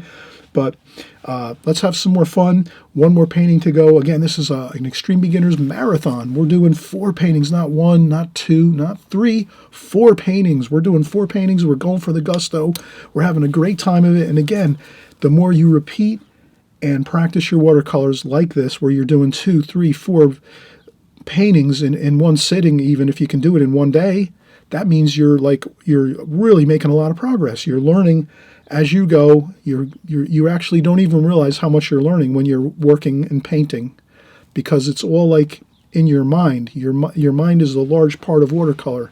When you're constantly working and doing a lot of painting and mixing and brushwork and drawing, all these things, it just naturally solidifies in your mind and in your brain, and then it just becomes easier to do. So the thing is, the more you're going to be practicing, the easier watercolor is going to get. It's going to be much easier for you to create more interesting and good-looking paintings that you want to have if you're doing it a lot, because you're just going to get naturally good at it. It's like anything else. The more you're doing something, you're going to get better at it. Riding a bicycle, playing tennis, playing sports, playing a instrument like music, like guitar or piano, whatever it is. The more you're practicing and playing, the better you're going to get at it, and it'll become easier and easier and more fun. So it's a little tougher in the beginning when you're figuring things out, but as you get your that you get that steam going, you start getting that momentum going, you'll find that it'll be a lot easier and you'll have a lot more success. So that's what I want you to do. Get lots of success in the beginning by practicing a lot, and then it'll be a lot easier as you go forward from here. Okay? All right, so we'll be right back and we'll work on our fourth painting, and we'll change our setup here so that we can get our final painting over here on the right, all prepped and ready to go. Okay, so we'll be right back. All right, we're back again, and we're going to get set up for our final painting, our fourth painting here. We're having a great time. So I'm going to move my phone over here for a second. Then we're going to take the printer paper with some artist tape on there, and we're going to lift that off and put it over the top. If you decide you want to do multiple paintings on one sheet of paper, just remember when you go to cover your painting with printer paper, if that's what you want to do to kind of keep your paintings, each of them safe and not let any smudges or any paint splashes get on there, you have to make sure your painting is 100% dry before you put your printer paper over the top like so. Because if you take your paper like this and you drop it on top and it's not dry, it'll smudge and it'll ruin your painting actually. So that's something you really have to remember. You don't want to put your printer paper over the top of anything that's still damp or wet for your watercolor paintings. So this one here, I did the blow dryer and I drew this I dried this 100%. Now I can put my printer paper over the top, and now you can see we have our final section of our pad of paper, which has 4 paintings on it. This is our final painting. We're going to do a boat. So I'm going to take my phone and we're going to take our boat like so. I'll put my plastic over my phone so you can kind of see this is the final painting we're going to do. This is gorgeous boat here. It's in the boat yard. It's propped up on some cribbing and it's being worked on. They're painting it and restoring it for the new season. So we're going to look at this and pretty much kind of make an evaluation here. The painting basically, the boat is in the lower half of the painting, the picture frame. So let's I'll make a frame around my tape here just so you can kind of see the frame here, like so.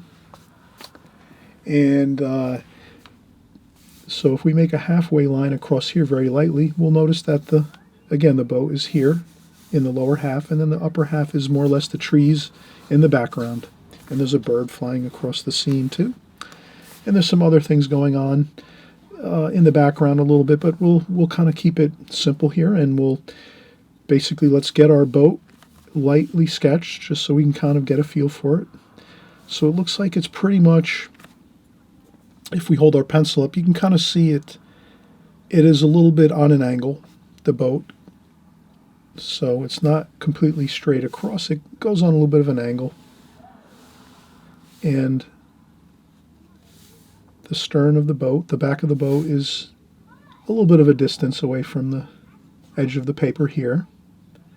And then here, the bow of the boat is about there. And then we come across, and then about 2/3 of the way across, the keel goes up in the back like so. And we have pretty much that type of a shape. And then if we go over here, we notice that about this far across, we have the front of the boat, the front windshield. and then it goes down like this on an angle. So you always have to remember, don't worry too much. If you see you need to erase lightly to get a little bit of a better shape of things, maybe you have to make things a little taller, like that. Looks good. Now I'm going to use a ruler to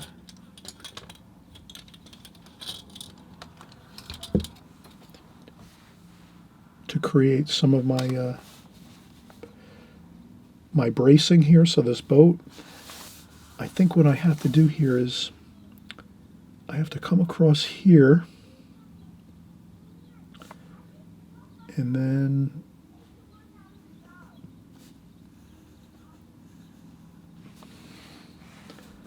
I needed to make that little bit of that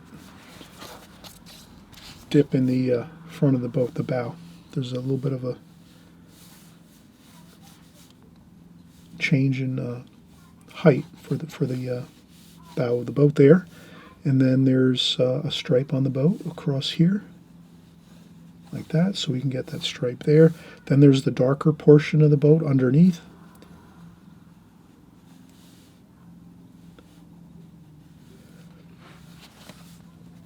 And then there's the cribbing underneath, so we're going to do some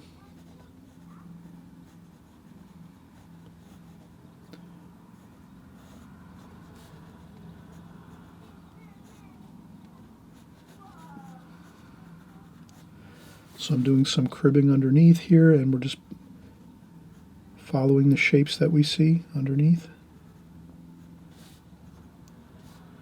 And there's some more blocks under here, like so. And then we have the angles for these bracings that go underneath here. So that's one there. And then that goes up like so. Those happen to be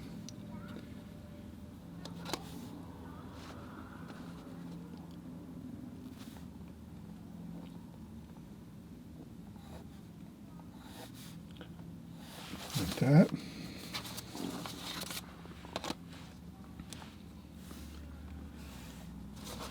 And then we're going to have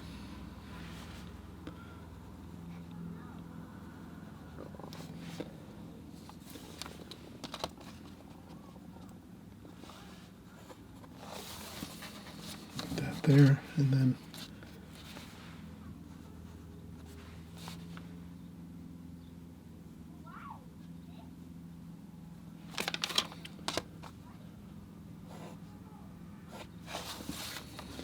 there. Okay.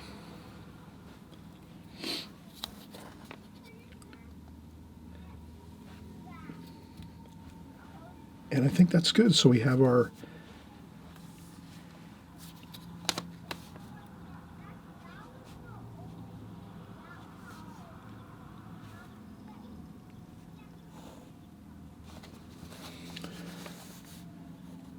and then we have the ground level here.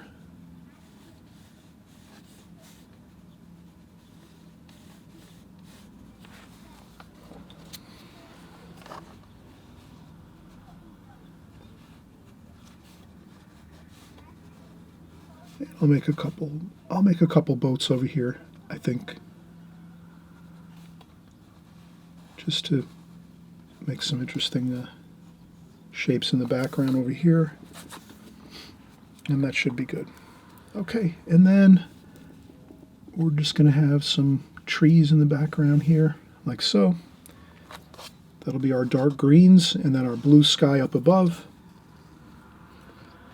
And the rest we'll get the dark darks underneath first, and then we'll work our way up.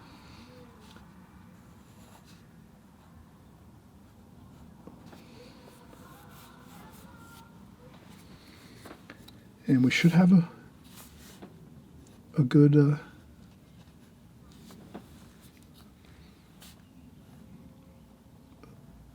go at this for this boat. Very kind of simple.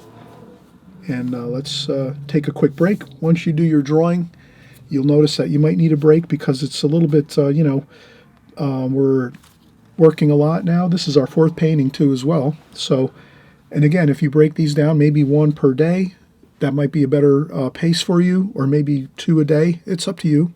However much time you have, you know your own schedule. As an artist, you have to schedule in your time of when you're going to be drawing and painting and practicing, and maybe you're working on the weekends with your paintings, and then you're doing some drawings and sketches during the week for 15 or 20 minutes every day.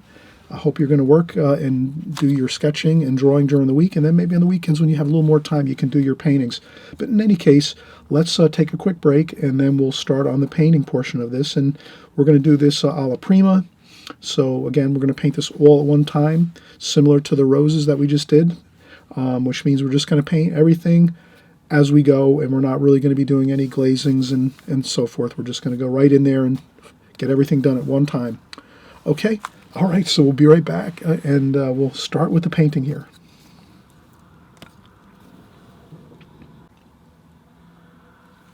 Okay, so we're getting started again. Let's do our customary prep work for our next painting. We spray our palette so that we can use a paper towel and wipe that down. Let's do our spritz on our paints here. We'll take our paper towel and we'll clean the palette here. So each time we start a new painting, we're cleaning up the palette, removing all the old paint. It gets all mixed up, and sometimes it creates unpleasant looking colors and mixtures because it's been mixed numerous times, the colors and the paints all together. So that's why we'll clean our palette, make sure we're starting a new painting. We want to clean everything up. Then we're going to do our next, I'm going to use my Simply Simmons number 6 for this. Next thing I'm going to do is change my water. So I change my water, make sure I have fresh, clean water as I start my new painting. And now what we'll do is let's get our colors mixed for this. And this looks like a pretty straightforward color mixture or color scheme for this. This does not look really tremendously difficult. So let's say that we're going to need green up top here. So I'll use my 2 greens up here with a little bit of brown mixed in. That gives us like an olive green, sort of an olive green. We need some blue, maybe, over here on the right-hand side to make some darker mix. Purple and blue with a little more brown, a little more blue. This way we have a green and then a darker green mixture. So you can see the really, really darker green mixes here, which is there's a trees behind this boatyard. So we have some big, tall, beautiful trees back there. Look at that. All the interesting dark greens, light greens, kind of a real exciting look to that. So we just remember that's our color mixes up here that we just created for that. Maybe some orange and gold.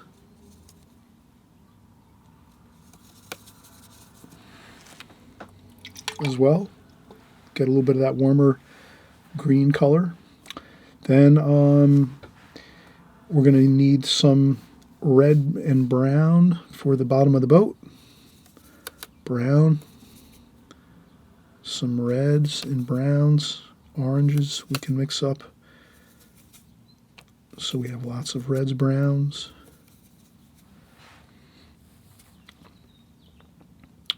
And maybe just a touch of black up here, not too much. We always want to be very careful. Just mix a little bit of black once in a while to get some darker mixes. But be very careful to not mix this black into the rest of your colors, because we will need a little darker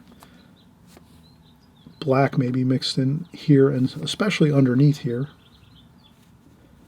But we don't want to sort of contaminate the rest of these colors. We sort of want to keep that separate. So keep that black, usually keep it separate. Okay, and then we have some blue. here. Some purple up here. For some shadow colors, I see some purple. A little bit of purple up in the sky, too, I see.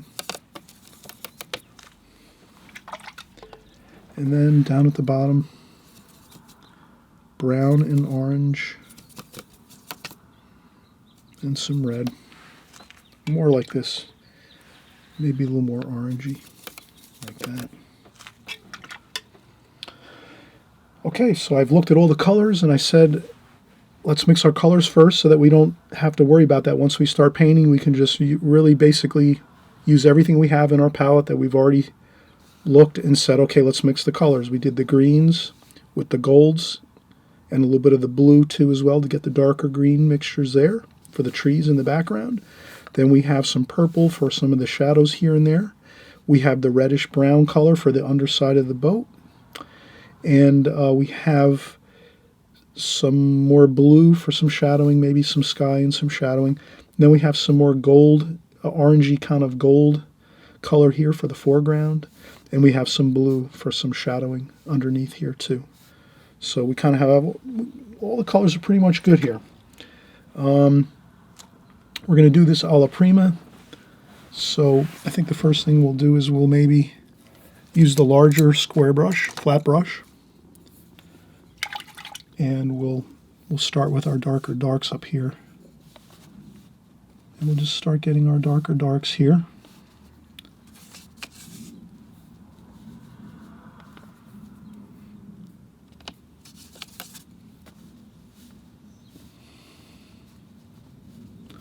Like that. Then we're going to get the lighter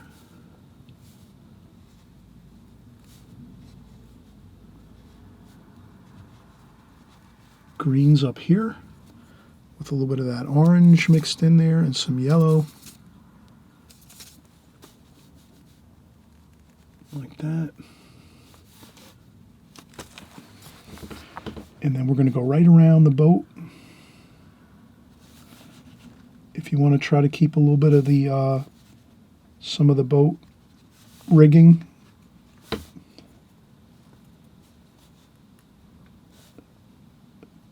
then we can do that too as well. Okay, so then we have that there. And you can see I'm just really getting in the darks around the boat, top of the boat. I'm going to try to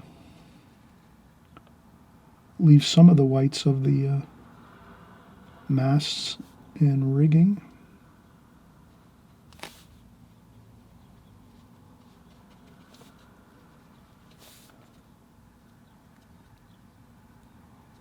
Okay, so that is really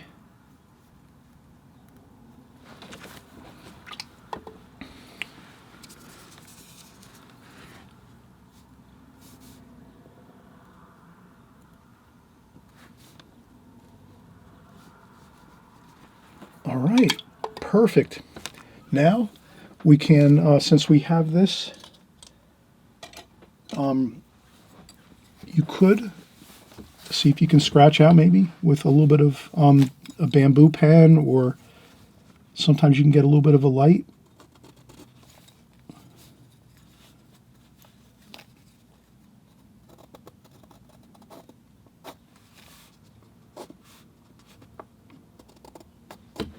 Like that. We could add a little bit of white paint later.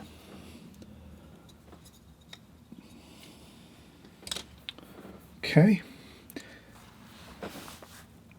You can use a round brush. I'm going to use my Simply Simmons. You can use the round brush to sort of get in some of the details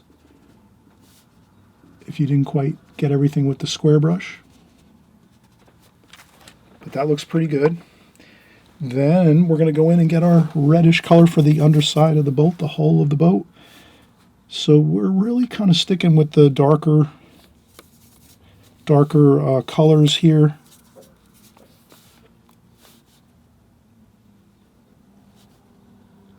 And again, I can leave a little bit of that. There's a support post underneath.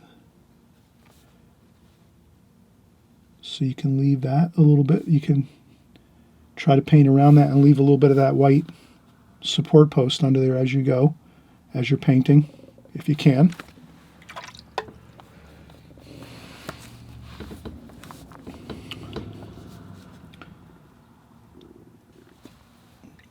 Okay, and then the cribbing, black, maybe mixed with some of the reds.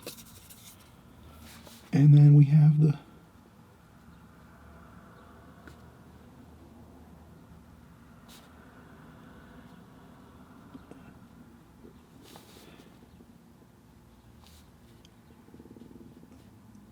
and there we go. We have some more cribbing there. So the cribbing is underneath. And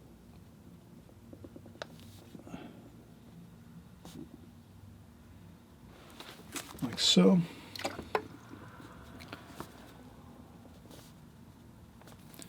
We could add a little bit of blue underneath, a little bit of red.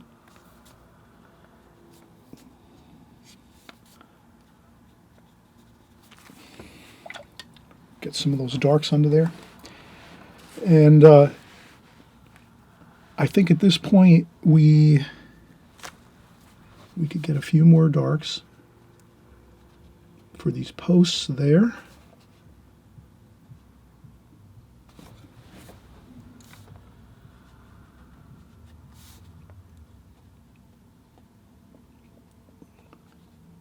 Okay.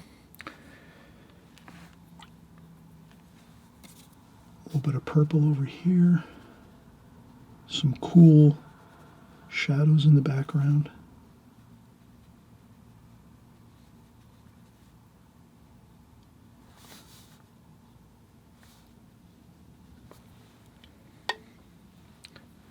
And then we have some kind of sand looking, like that.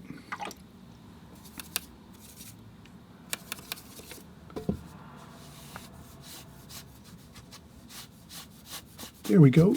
We just add some of that sand look there,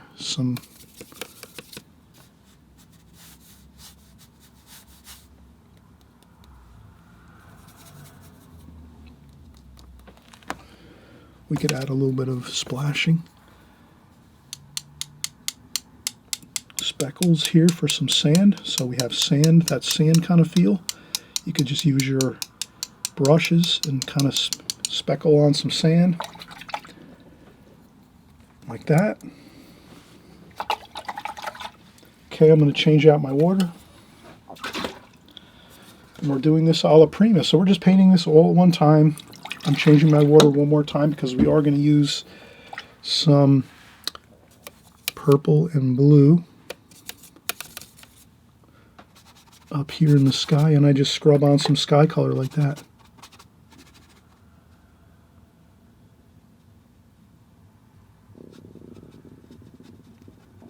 Just like that.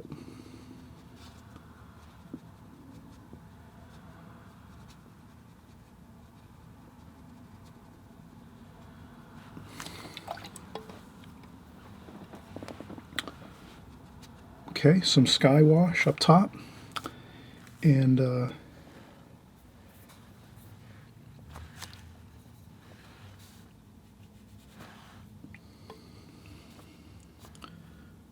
going to do some more greens.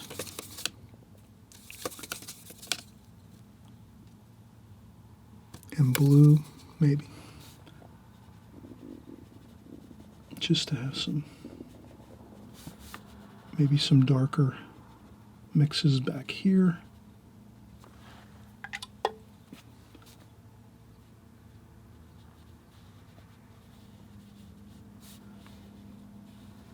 Like that.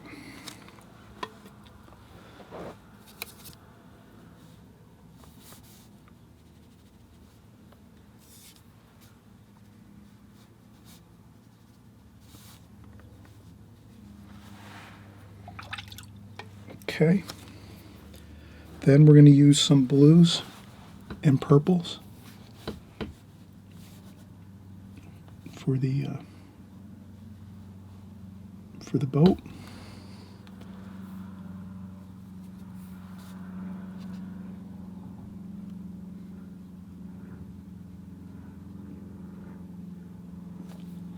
So I mix some blues and purples.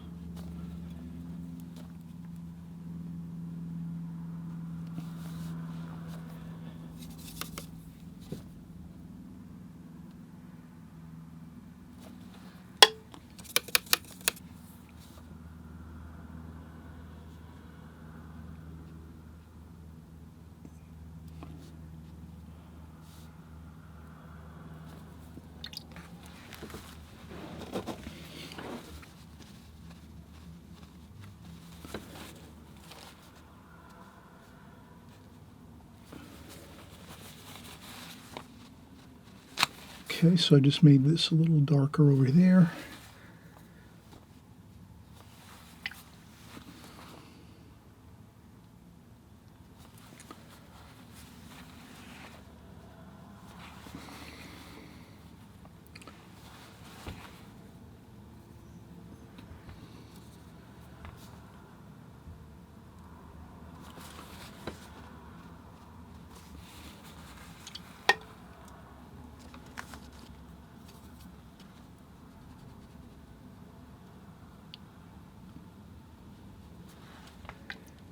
And that looks pretty good. I think we have everything.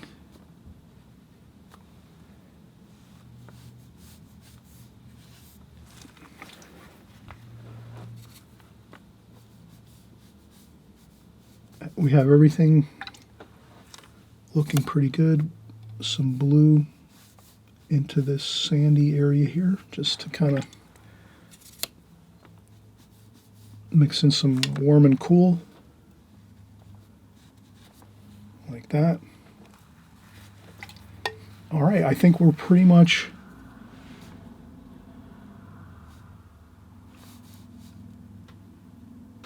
in great shape here. I think the only thing we're going to do is we're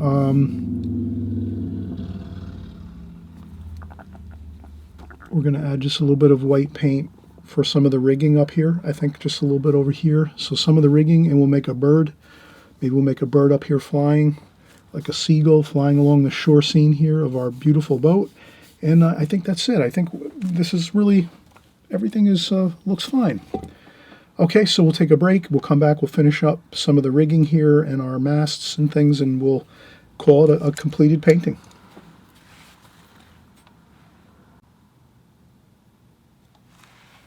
Okay, so we're just doing our finishing touches here on our boat, and we're going to use some titanium white. So I have a fresh tube of titanium white. I just was looking around. I think I used up the last of my titanium white, so I just take off the top, and then I just add a little bit of maybe some orange. And I'm using my praying brush here, so a little bit of orange. And I just mix that little bit of orange into the top of the into the tube of paint. So I mix up some orange, maybe some brown, just to give it that little bit of a off-white kind of look to it. And then I just get some of that white paint on. You can always take the white paint, get some on your brush, then dry off a little bit with a tissue. And then you just want to, use it a little bit to maybe capture some of those whites that you weren't able to capture, as you were painting. Sometimes we paint over areas. So I just do that. Add a couple of whites just here and there, not everywhere, and I kind of just do it like that.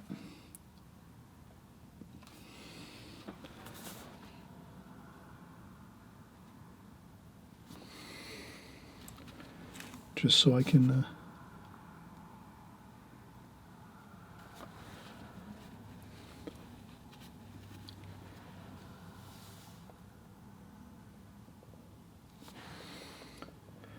that looks pretty good, and then maybe a couple across here like that, and a couple up here, a couple little, just some very, very light lines with, again, the titanium white mixed with a little bit of either some orange or some brown and orange mixed together, just to give it that little bit of like a yellow ochre kind of look. And then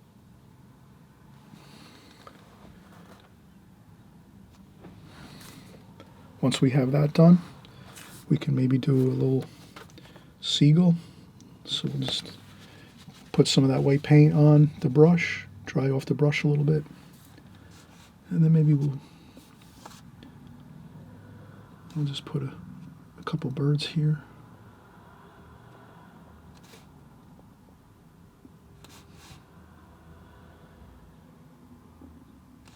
Like that.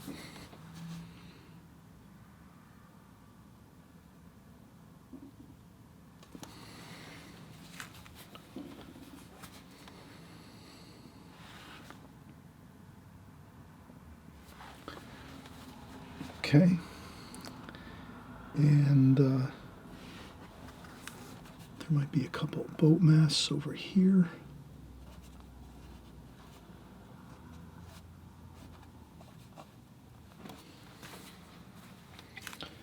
Then we can always go in and get some of the darks,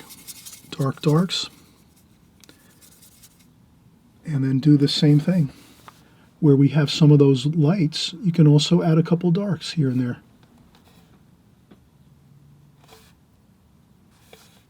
This.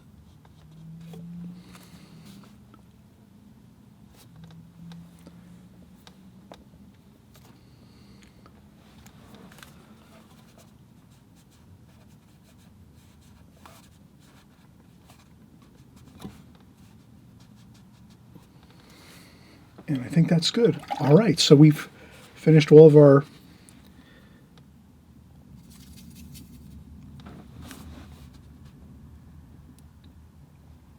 paintings. I'm going to add a little orange, a little bit of orange to the to some of these, just to give them a little bit of warmth to them, like that. And then that's it. All right, thanks everybody. Well, we're really excited about our paintings, our drawings, our compositions here. Let's keep working on them as much as we can. Try to do as many paintings as possible. This is the reason I created this video, is just so we can do like 3-4 paintings in one session. I know it's a long video. It's you know, maybe 2 hours or more for this video, but at least this is a video you can go back to and maybe do it a second or third time. And try to do each painting as you go, and you'll learn something as you go. Each painting, you're going to get better and better at each one as you go. And again, we're using the same methods and techniques on all the paintings, even though the subject matter is changing. You know, we're doing some boats, we're doing flowers, some architecture, some city scenes, whatever it is we're doing, we're using the same techniques though, over and over and over again, with our paintbrushes and our water. And these are the things that when you learn these things and you keep working on them, you're going to get absolutely fantastic at watercolor. So you can do it. Don't worry. Just keep working at it. And we're going to see you on the next video. Bye-bye.